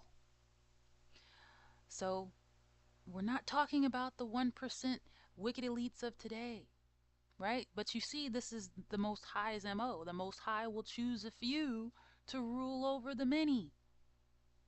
But there's a drastic difference between the kingdom of Mufasa and the kingdom of Scar.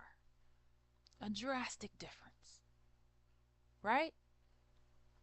We've all seen Lion King. Verse number 8.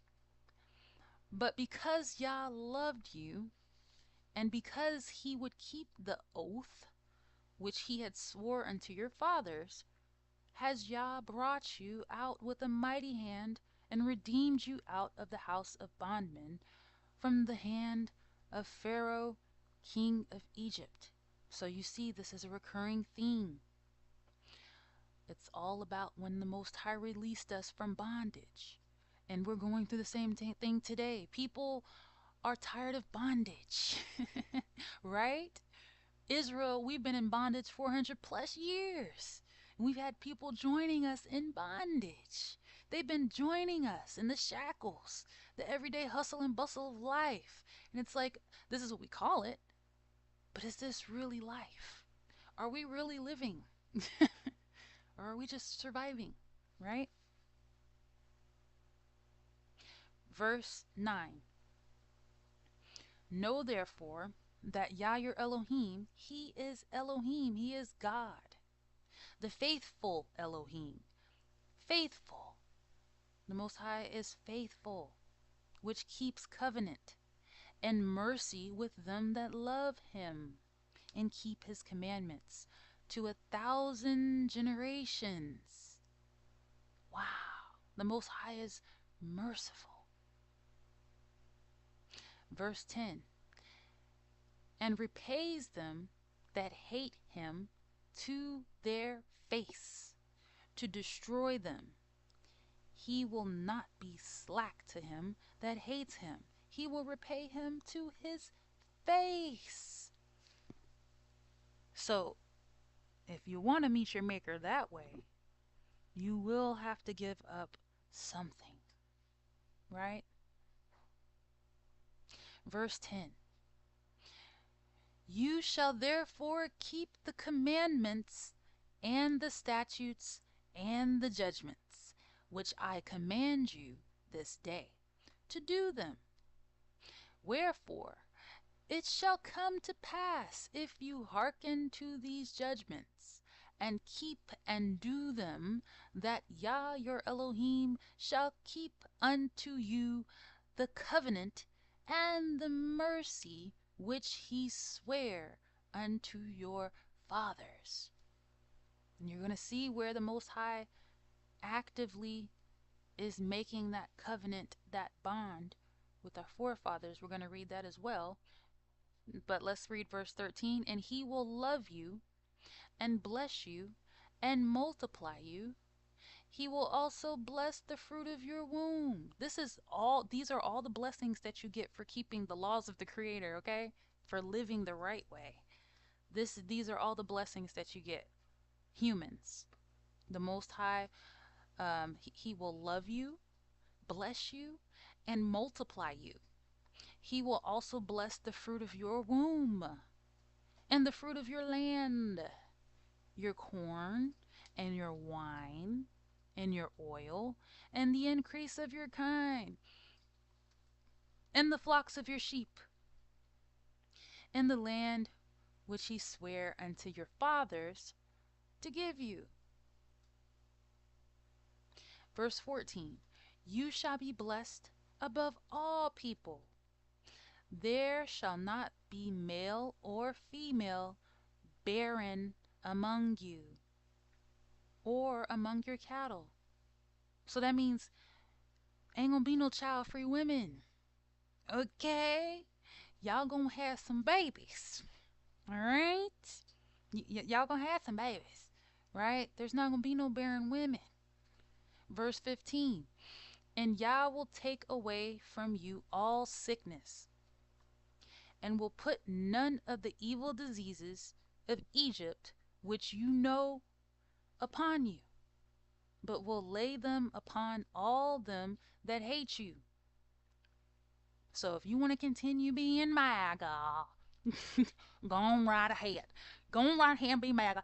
And we're just going to watch as all of those evil diseases of Egypt, which we knew, are laid upon you. Verse 16, praise YAH. And you shall consume all the people which YAH your Elohim shall deliver you. Your eye shall have no pity upon them, neither shall you serve their gods, for that will be a snare unto you. So you'll understand not to serve idols. You're going to come in there ready to slay. You see what I'm saying? Who doesn't want to slay someone so wicked-hearted? Who wouldn't want to, right? Exactly. Sometimes you have to try to just keep your head up to the sky and just pray to your Elohim and wait for the decree. Praise YAH. Verse 17, if you shall say in your heart, these nations are more than I, how can I dispossess them? And this is what we're saying now. How are we going to do this?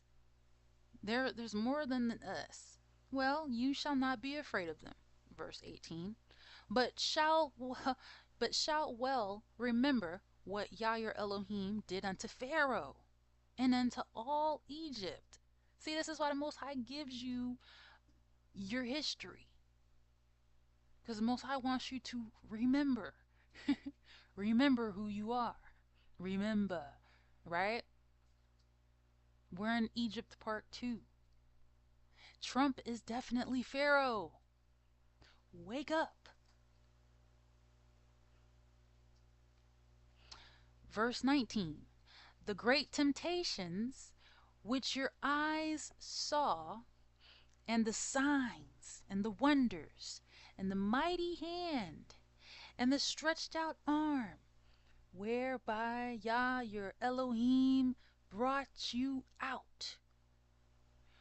So shall YAH your Elohim do unto all the people of whom you are afraid. Who do you think the Most High talking to, people? Who do you think he's talking to? Praise YAH, right? YAH is the puppet master. We're just the puppets. All right? Verse 20.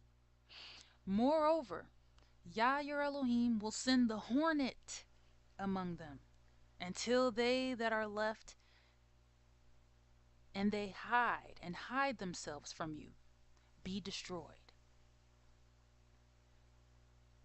So when they go trying to hide and run into the bunker, I had to laugh. Okay. I'm sorry. When they try to hide from you, the Most High is going to destroy them. Do you understand? Praise YAH. Verse 21. You shall not be affrighted at them. You got to be as bold as a lion, right? The righteous are as bold as a lion.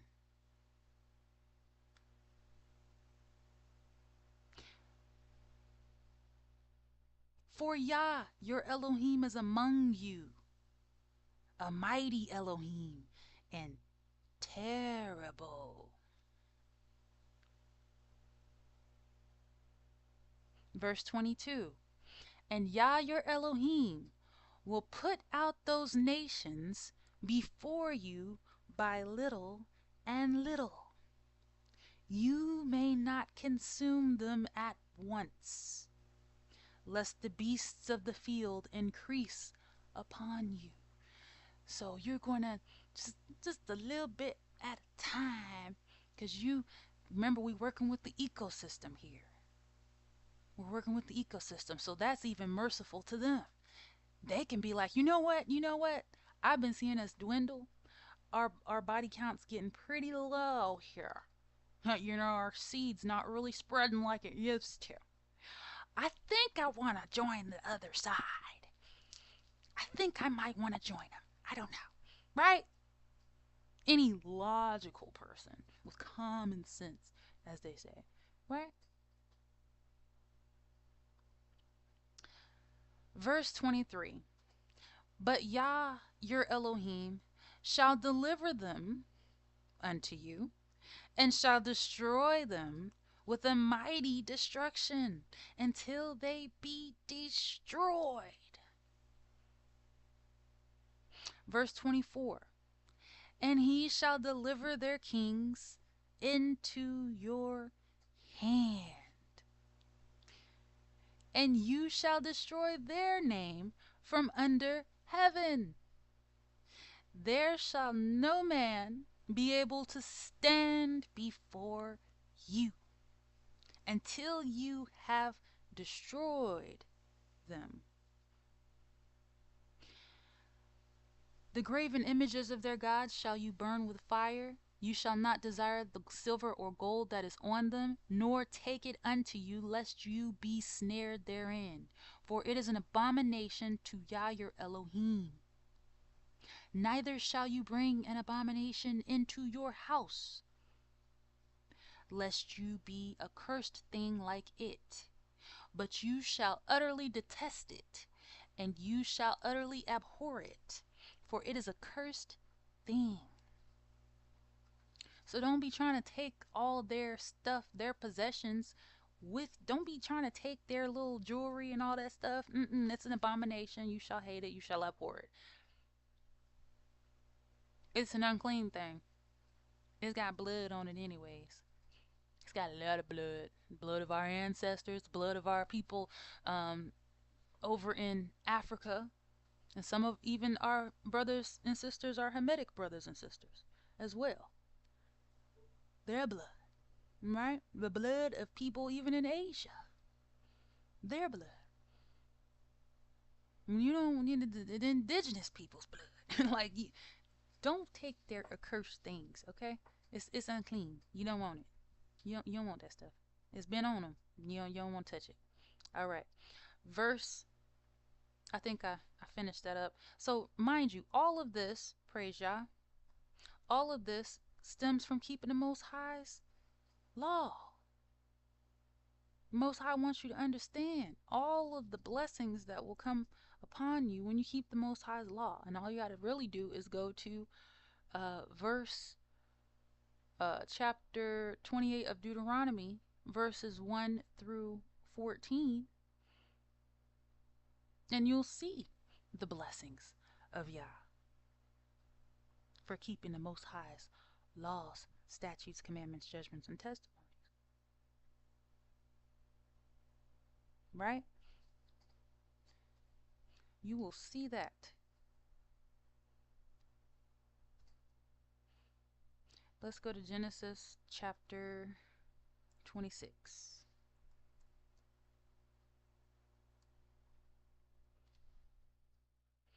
And let's start at verse 2. And Yah appeared unto him and said, Go not, he's talking to Yaakov, Jacob, or no, Isaac, I'm sorry, he's talking to Isaac, Yitzchak.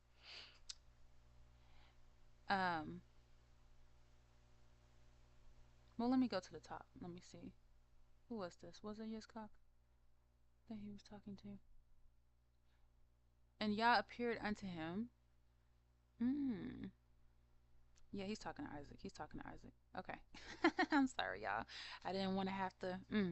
I gotta double check myself. I gotta make sure I got my facts straight. Okay, he's talking to our forefather Isaac. Now, mind you, the Most High has been telling you in all the other chapters that we've been reading, the Most High has been talking about the covenant, the promise that he made with our forefathers. Right? And this is one of the forefathers the Most High is referring to. It's Abraham, Isaac, and Jacob. So now we're reading history in motion, right? And Yah appeared unto him and said, and this is verse 2, Go not down into Egypt, dwell in the land which I shall tell you of. Sojourn in this land, and I will be with you, and will bless you. For unto you and unto your seeds, or your seed, I will give all these countries, and I will perform the oath which I swear unto Abraham your father. So he's telling Isaac, the generation right before you, your father. He ain't have to say to him, your fathers, because he's one of the fathers. He's one of our founding fathers. Isaac is one of our, Israel's founding fathers, if you want to look at it that way, right? That's what that would be. Verse 4, And I will make your seed to multiply as the stars of heaven, and will give unto your seed all these countries, and in your seed shall all the nations of the earth be blessed. Because that Abraham obeyed my voice and kept my charge, my commandments, my statutes, and my laws. So the Most High is telling our forefather Isaac, because I made a promise with your father, and now I'm actively making a promise with you, the nations will be blessed. The nations, all the nations of the earth, be blessed. Because that Abraham obeyed my voice and kept my charge, my commandments, my statutes and my laws. And this is why everyone's blessed when we do these things.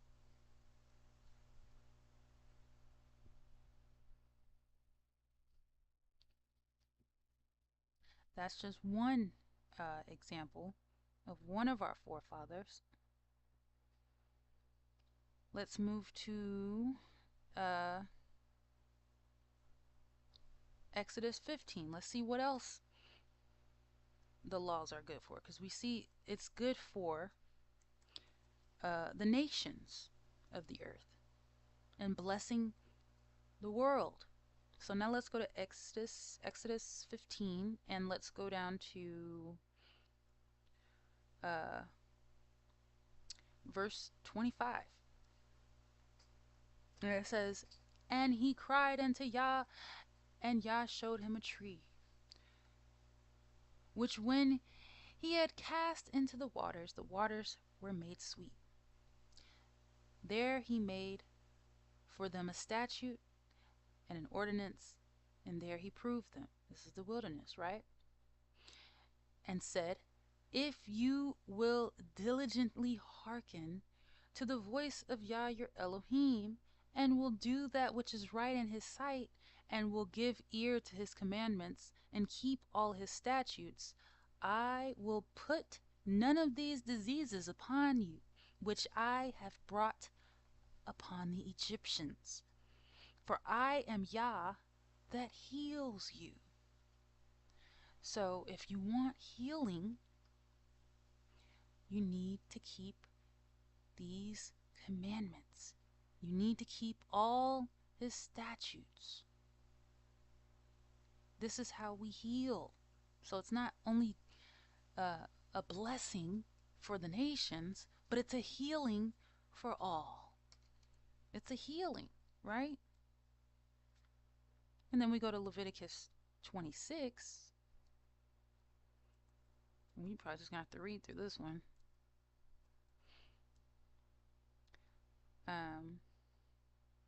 Yeah, Leviticus 26. Let's start at verse 1. So Leviticus 26 and verse 1. "You shall make no idols, nor graven image, neither rear you up a standing image, neither shall you set up any image of stone in your land to bow down unto it. For I am Yah your Elohim." So the Most High is establishing what? The Most High is establishing that there's only one God. No polytheism. Only mono. Uno solo. There is only one God. And you're not supposed to worship anything else. Verse 2.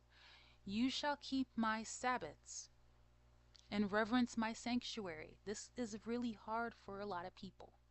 I understand, because it used to be hard for me, right? But it's hard because a lot of people have different outlooks on different scriptures, and you just have to read it for what it is. That's what we have to learn to start doing. Just read it for what it is. Don't fight it. Just read it, right? Verse 2. "You shall keep my Sabbaths and reverence my sanctuary. I am Yah.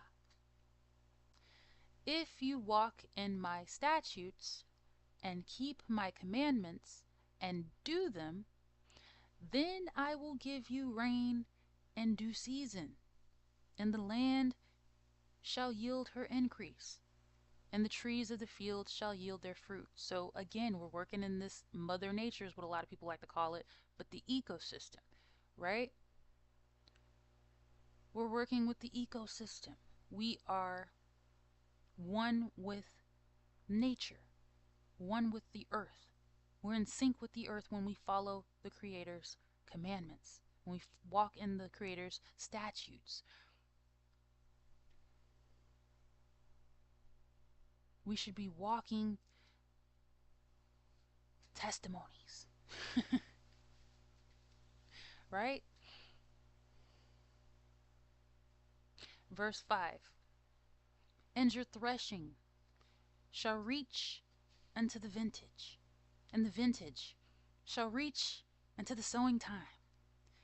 And you shall eat your bread to the full, and dwell in your land safely. Where are all my gardeners at? I know that excited you. Your threshing shall reach into the vintage. That is a blessing. Come on now. Food in abundance. And dwell in your land safely. Verse 6.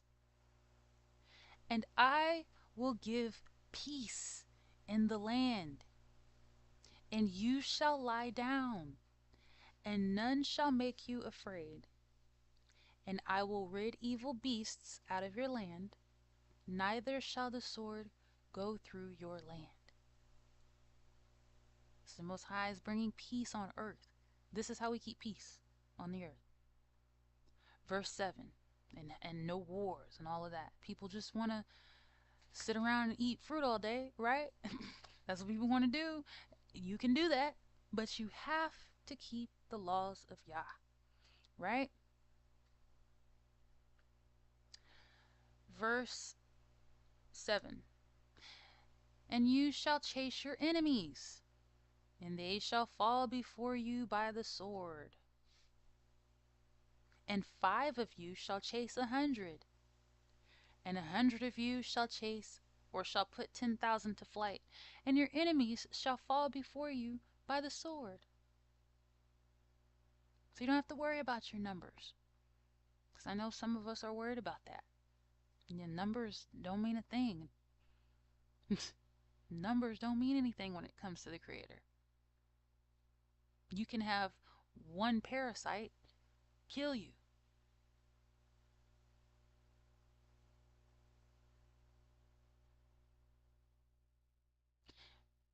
Verse 9.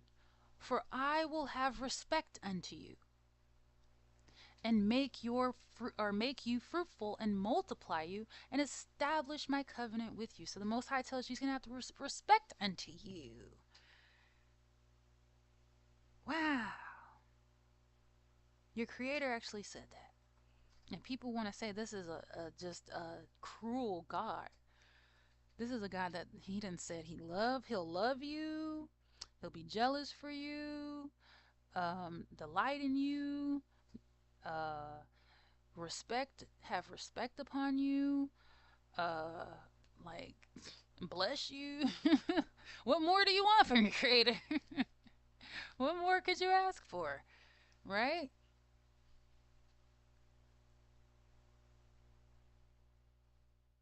Verse 10. And you shall eat old store, and bring forth the old because of the new. And I set my tabernacle among you, and my soul shall not hate you. And I will walk among you. What? And will be your Elohim, and you shall be my people. You mean like in the days of Adam and Eve? And in the days of Adam and Eve, it just said the voice walked in the garden. The Most High said, I will walk among you. Not a voice. Not the voice of of God, of the Most High, but the Most High will walk among us. Like, wow. Verse 13. I am Yah, your Elohim, which brought you forth out of the land of Egypt, that you should not be their bondmen. You ain't no slave. And I have broken the bands of your yoke, and I made you to go upright. But if you will not hearken unto me, and will not do these commandments, do all these commandments, and it starts with worshiping idols. Verse 15. And if you shall despise my statutes, Or if your soul abhor my judgments, so that you will not do all my commandments, but that you break my covenant. I also will do this unto you. I will even appoint over you terror, consumption, and the burning ague, that shall consume the eyes and cause sorrow of heart. And you shall sow your seed in vain, for your enemies shall eat it. And this is something that we've already been through. So that's how you know we're a hard-headed people. Verse 17, and I will set my face against you, and you shall be slain before your enemies. They that hate you shall reign over you, and you shall flee when none pursue you. So if you couldn't handle the contract, because this was a part of our contract deal with the Most High, if you couldn't handle the contract, you should have gone to the Elohim in prayer. You should have asked for any alternatives. That would have been the right thing to do. Say, Elohim, before we take this covenant with you, before I take this oath, could you please lay this burden on another nation? If you looked at the Most High's laws like a burden. Because that's what our people did. Should have been like Christ, right? I can't bear this cup. Please take it from me. Right? If you couldn't handle it, you don't make an agreement that you can't handle. And if you can't handle it, you're going to suffer anyways. Because all blessings come through the Creator.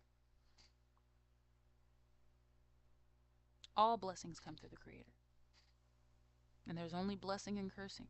And when the Most High establishes the Most High's kingdom, there will be no, you have the option to just go do as thou wilt. Because you're not going to have rain or food.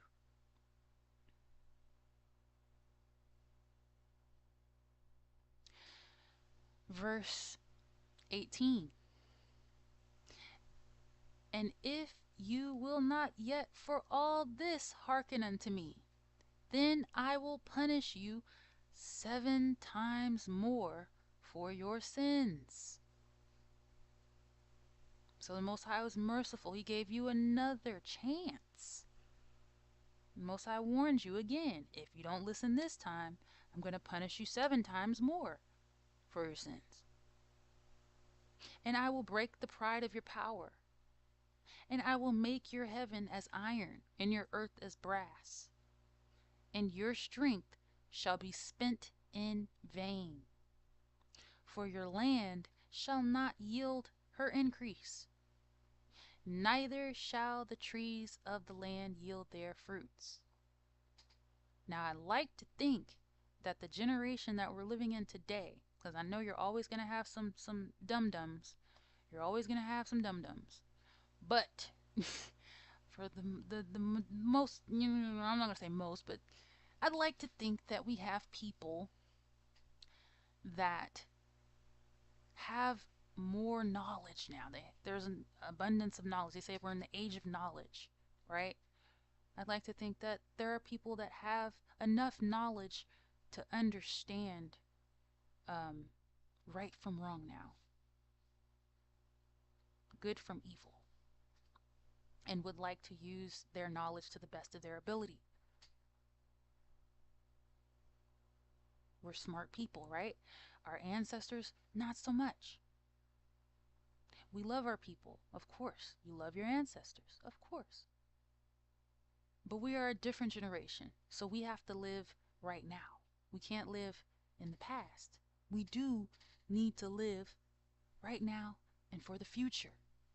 We have to plan ahead. Right? All right.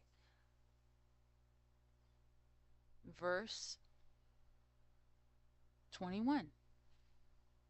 And if you walk contrary unto me, and will not hearken unto me, I will bring 7 times more plagues upon you according to your sins. So this is another chance. Another chance. Because the Most High is patient, slow to anger, great loving kindness. The Most High is great. The Most High's mercy endureth forever. So this is another chance. Slow to anger. I'm warning you, if you keep on doing this, right? Verse 22. I will also send wild beasts among you, which shall rob you of your children and destroy your cattle, and make you few in number, and your highways shall be desolate.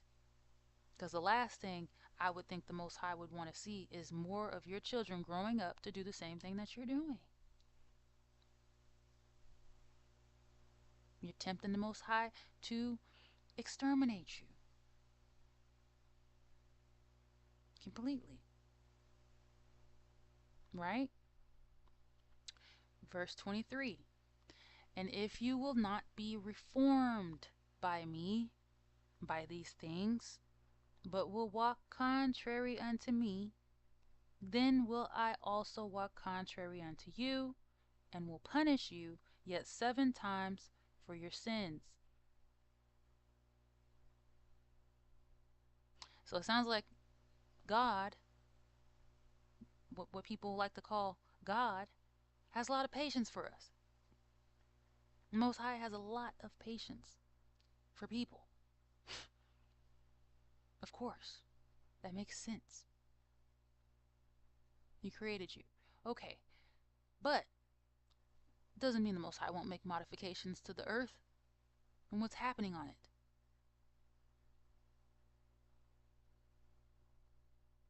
The Most High, it doesn't mean the Most High won't start lowering your numbers. Lower and lower until you're extinct. Like what we're experiencing today, right? Especially the European nation.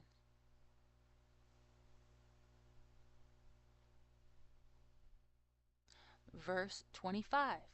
And I will bring a sword upon you that shall avenge the quarrel of my covenant. And when you are gathered together within your cities, I will send the pestilence among you, and you shall be delivered into the hand of the enemy. Now we're going into slavery. Now we're going into captivity. So we had warning after warning after warning before we actually went into captivity. Y'all, that means we're not dealing with the people that had an abundance of knowledge like people do today. We're dealing with a very primitive type of people and their mindset.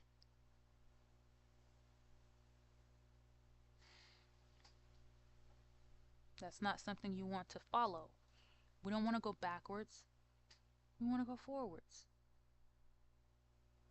We ain't going back. Right? Shout out. Praise YAH.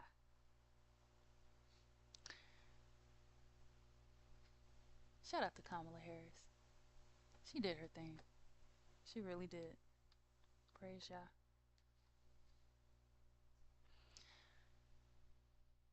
Verse 29. And you shall eat the flesh of your sons. Oh wait, let's read verse 28. Then I will walk contrary unto you also in fury, and I, even I, will chastise you 7 times for your sins. And you shall eat the flesh of your sons, and the flesh of your daughters shall you eat. Why? Because there's a famine.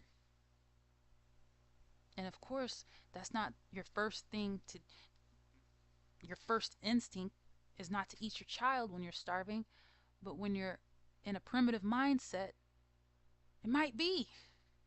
And then with people that have mental illness today, Definitely. Right? Verse 30. And I will destroy your high places and cut down your images and cast your carcasses upon the carcasses of your idols, and my soul shall abhor you. So now you got the Most High against you, Israel. It's like a spouse. You just keep cheating on your spouse over and over and over and cheating on them and cheating on them, and now your spouse hates you. Because what did you marry him for? Like I said before, what you take an oath for, make a covenant for, if you weren't going to keep your end of the contract. Right? Verse 31. That's not reliable. And I will make your cities waste and bring your sanctuaries into desolation. And I will not smell the savor of your sweet odors. And I will bring the land into desolation, and your enemies which dwell therein shall be astonished at it. And I will scatter you among the heathen, and will draw out a sword after you, and your land shall be desolate, and your cities waste. Verse 34. Then shall the land enjoy her Sabbaths as long as it lies desolate, and you be in your enemy's land. Even then shall the land rest and enjoy her Sabbaths.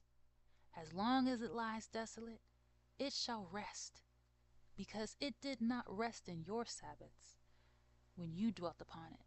Because you buying and selling and doing all types of idol worship on the Sabbaths, the holy day that the Most High separated.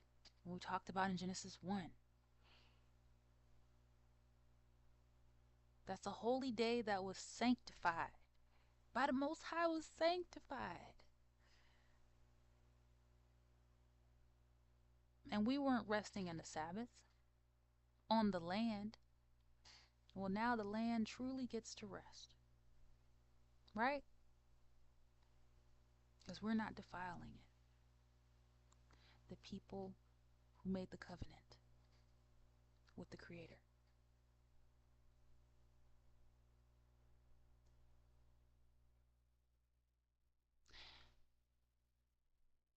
Verse 37. Verse 36.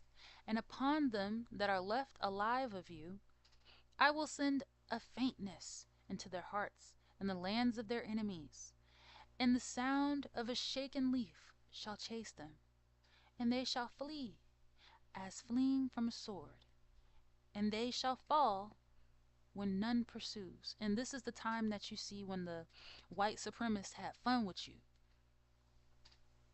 They could just go out there and pick a nigga. Pick a nigga, pick a nigga, pick a nigga, pick a nigga. Cat in the bag. Right? They were enjoying that. It was a game to them.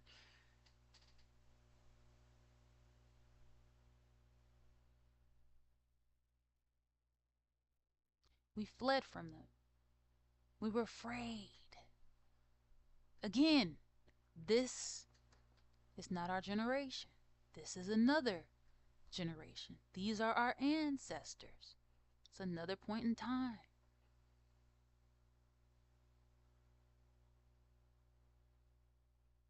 Verse 37. And they shall fall one upon another, as it were before a sword, when none pursues. And you shall have no power to stand before your enemies. So we that's why we couldn't build up Tulsa and all the great black metropolises that we tried to maintain. Tried to sustain. We couldn't do it because the Most High wasn't going to let it happen. The Creator wasn't gonna let that happen. See, you thought the mafia was bad. You ain't even see that. You ain't see it coming. The Most High wasn't gonna allow that to happen, right? That's the Godfather, the Most High.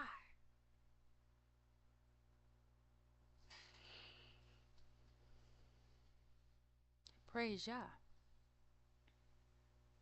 Verse 38. And you shall perish among the heathen, and the land of your enemies shall eat you up. Is that not what has happened and is still happening? Still getting eaten up by our enemies. You know who they are. Verse 39. And they that are left of you shall pine away in their iniquity in your enemies' land. And also in the iniquities of their fathers shall they pine away with them. So if you want to continue in your sins, this is your future. If you want to continue to do or walk contrary to your Creator, these are the consequences. You shall pine away in your iniquity, in your sins, in your enemies' lands, and also in the iniquities of their fathers shall they pine away with them. So even you gonna pine away with your enemy. You and your enemies gonna die together. If that's what you want. I thought that's what you wanted. Don't be scared now, right? I thought that's what you wanted. If that's not what you want, you need to stop. Simple as that. Do better. Do the right thing. You know what to do because the Most High already knew you. Israel. Verse 40. If they shall confess their iniquity and the iniquity of their fathers with their trespass, which they trespassed against me, and that also they have walked contrary unto me, and that I also have walked contrary unto them, and have brought them into the land of their enemies. If then their uncircumcised hearts be humbled, and they then accept of the punishment of their iniquity, then will I remember my covenant with Jacob, and also my covenant with Isaac, and also my covenant with Abraham. Will I remember, and I will remember the land. So the Most High just made a covenant with our generation. See, now the Most High talking to us. He talking to us. This all us right here. Because we know we the ones that need to humble ourselves. Now, we can't say that about our ancestors because our ancestors were humble before the white man. They were always humble. They were humble everywhere they were humble. Keep your head down. Don't smile. Put this on your mouth. Don't look at me.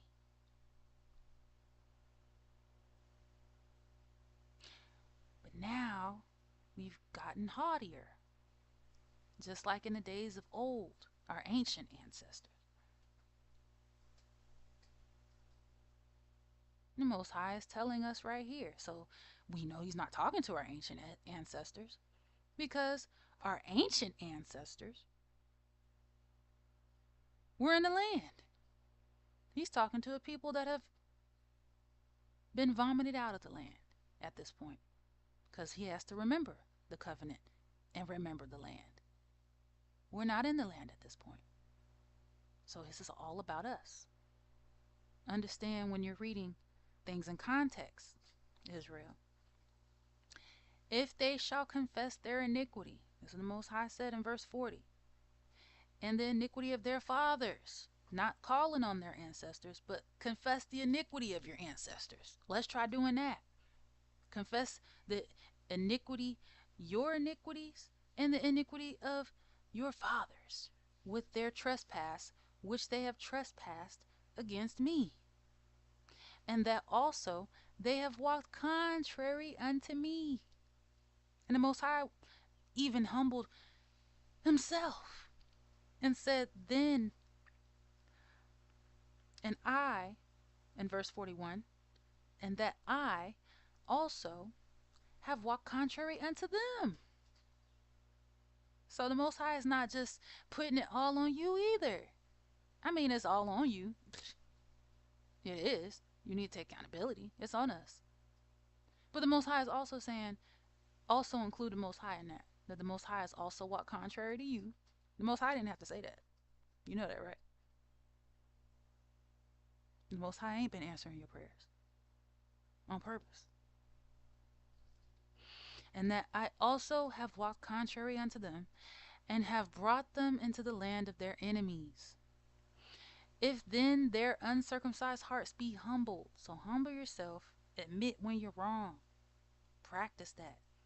My bad, I was wrong. You ain't gotta let people walk all over you and dog you. You ain't gotta do that. You know, let them know, hey brother, you need to chill out. Sister, right? For real. And then, and they then accept of the punishment of their iniquity.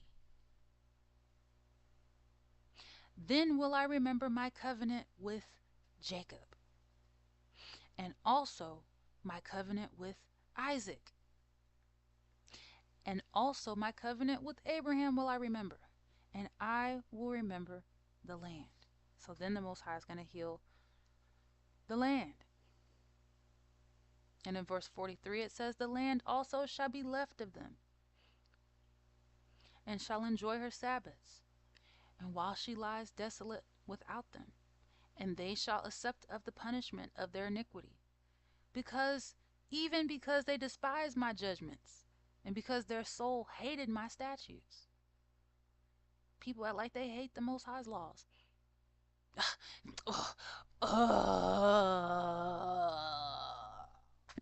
The Bible.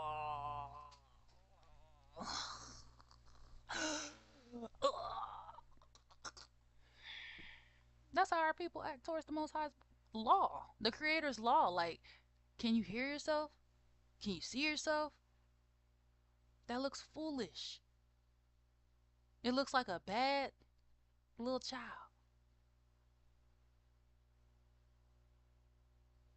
That's what it looks like. And you just don't want to be disciplined. Oh, I just want to do what I want to do. Because that's all it is at the end of the day. You just want to do what you want to do. And you don't want to, you want to say that you are one with nature and this and all that, but are we really when we're not listening to the Creator? We have to listen to the Creator, and we have to obey the Creator. That's how you're one with nature.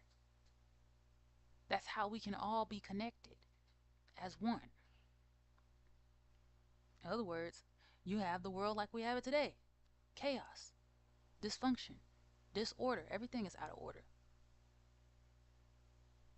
It's unorganized, disorganized. Everything. Everybody just going their own way, doing what they want to do. Verse 44. And yet for all that, when they be in the land of their enemies, I will not cast them away, neither will I abhor them, to destroy them utterly, and to break my covenant with them. For I am YAH their Elohim. But I will for their sakes remember the covenant of their ancestors, whom I brought forth out of the land of Egypt, in the sight of the heathen, that I might be their Elohim. I am YAH. These are the statutes and judgments and laws which YAH made between him and the children of Israel in Mount Sinai by the hand of Moses. So the Most High is not hiding the fact that a man wrote this down. He's letting you know that. These are the statutes and judgments and laws which Yah made between him and the children of Israel in Mount Sinai by the hand of Moses.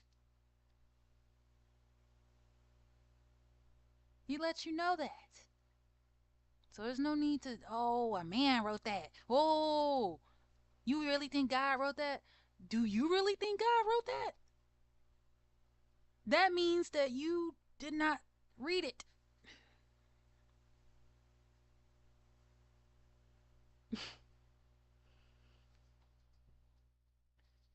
Abraham used his hand. Moses used his hand. Yah used Moses' hand. He used Moses' hand, right? So that was Leviticus chapter 26. Again, let's go to Deuteronomy. And let's go to chapter 5 in Deuteronomy. And let's start at verse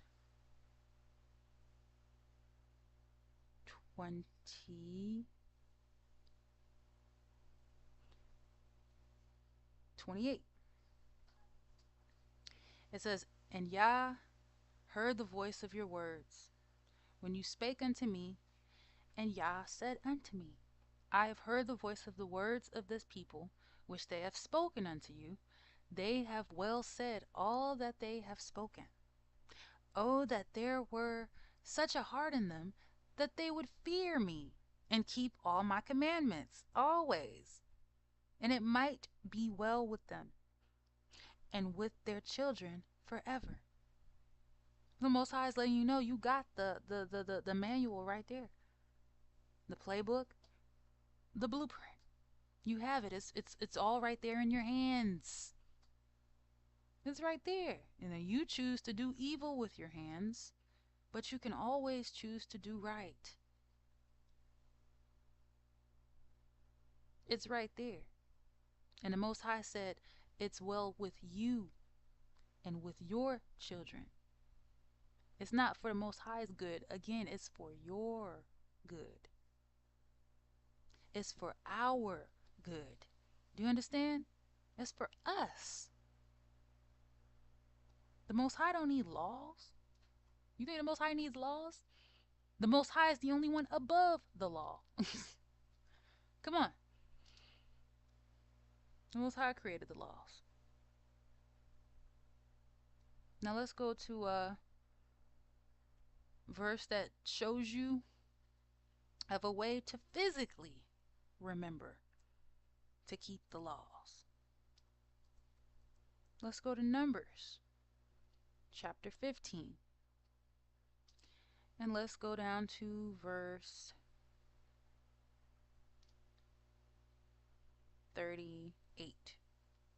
Well, let's start at verse 37. "And Yah spake unto Moses, saying, Speak unto the children of Israel, and bid them that they make them fringes in the borders of their garments throughout their generations, and that they put upon the fringe of the borders a ribbon of blue.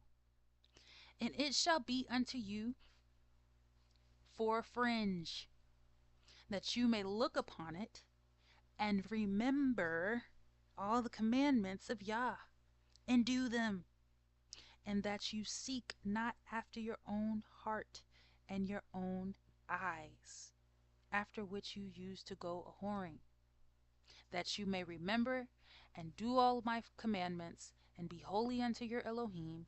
I am Yah, your Elohim, which brought you out of the land of Egypt to be your Elohim. I am Yah, your Elohim." So the Most High is showing you right here, you can make fringes for yourself.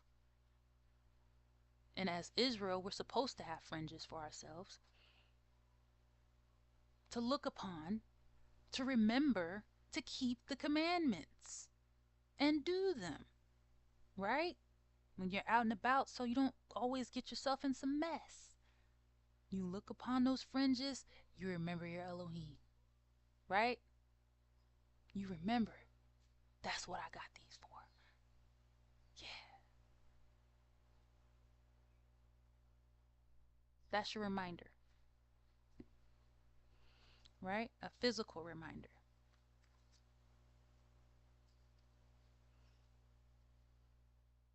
Let's go to 1 Kings chapter 2, and then we're going to start wrapping it up.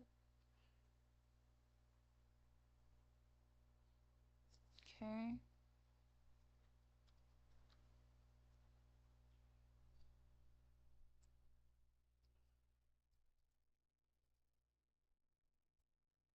All right, 1 Kings chapter 2. And let's start at verse 1. And it says, Now the days of David drew nigh, that he should die. And he charged Solomon his son, saying, I go the way of all the earth. Be you strong therefore, and show yourself a man. And keep the charge of YAH your Elohim, to walk in his ways, to keep his statutes, and his commandments, and his judgments, and his testimonies, as it is written in the law of Moses, that you may prosper in all that you do, and whithersoever you turn yourself, that YAH may continue his word, which he spake concerning me, saying, If your children take heed to their way, to walk before me in truth, with all their heart, and with all their soul, there shall not fail you a man on the throne of Israel. So remember it, another generation. He's talking to our ancient ancestors. And just a reminder, if you keep these laws, there's never going to fail a man on your throne, on the throne of David. Keep the law of the Creator. Right? And notice what King David was saying to his son in verse 3. He was doing exactly what the Most High commanded us to do, to teach it to our children diligently. Right? This is how we're supposed to be living.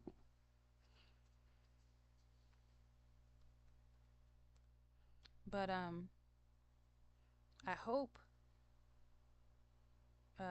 because if you want to go over more laws, statutes, and commandments, testimonies, judgments, we can definitely do that. Of course, I'm not going to be able to fit all of that into one video, right?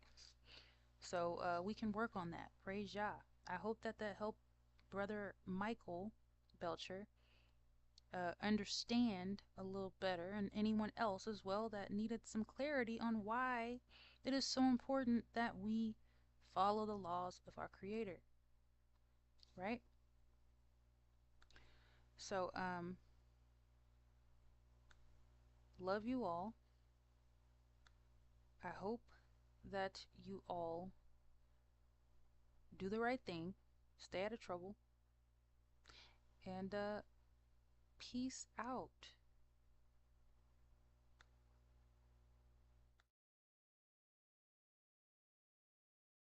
Alright, man. You can't get litty? Let's do it. Hey. Heavy on it. What's up, you gonna get litty? This one right here. Whoa. It's emotional still cool. Hey. Oi. Turn up. Let's do it. Did I forget to say praise YAH? Let me say praise YAH again, just in case. All honor, glory, and appreciation goes to my Elohim. Praise YAH. Okay, now we can listen to our brother, AZ to Dawn, Israel to Liddy. Have a good night. Alright, man. You can't get litty? Let's do it. Hey. Heavy on it. What's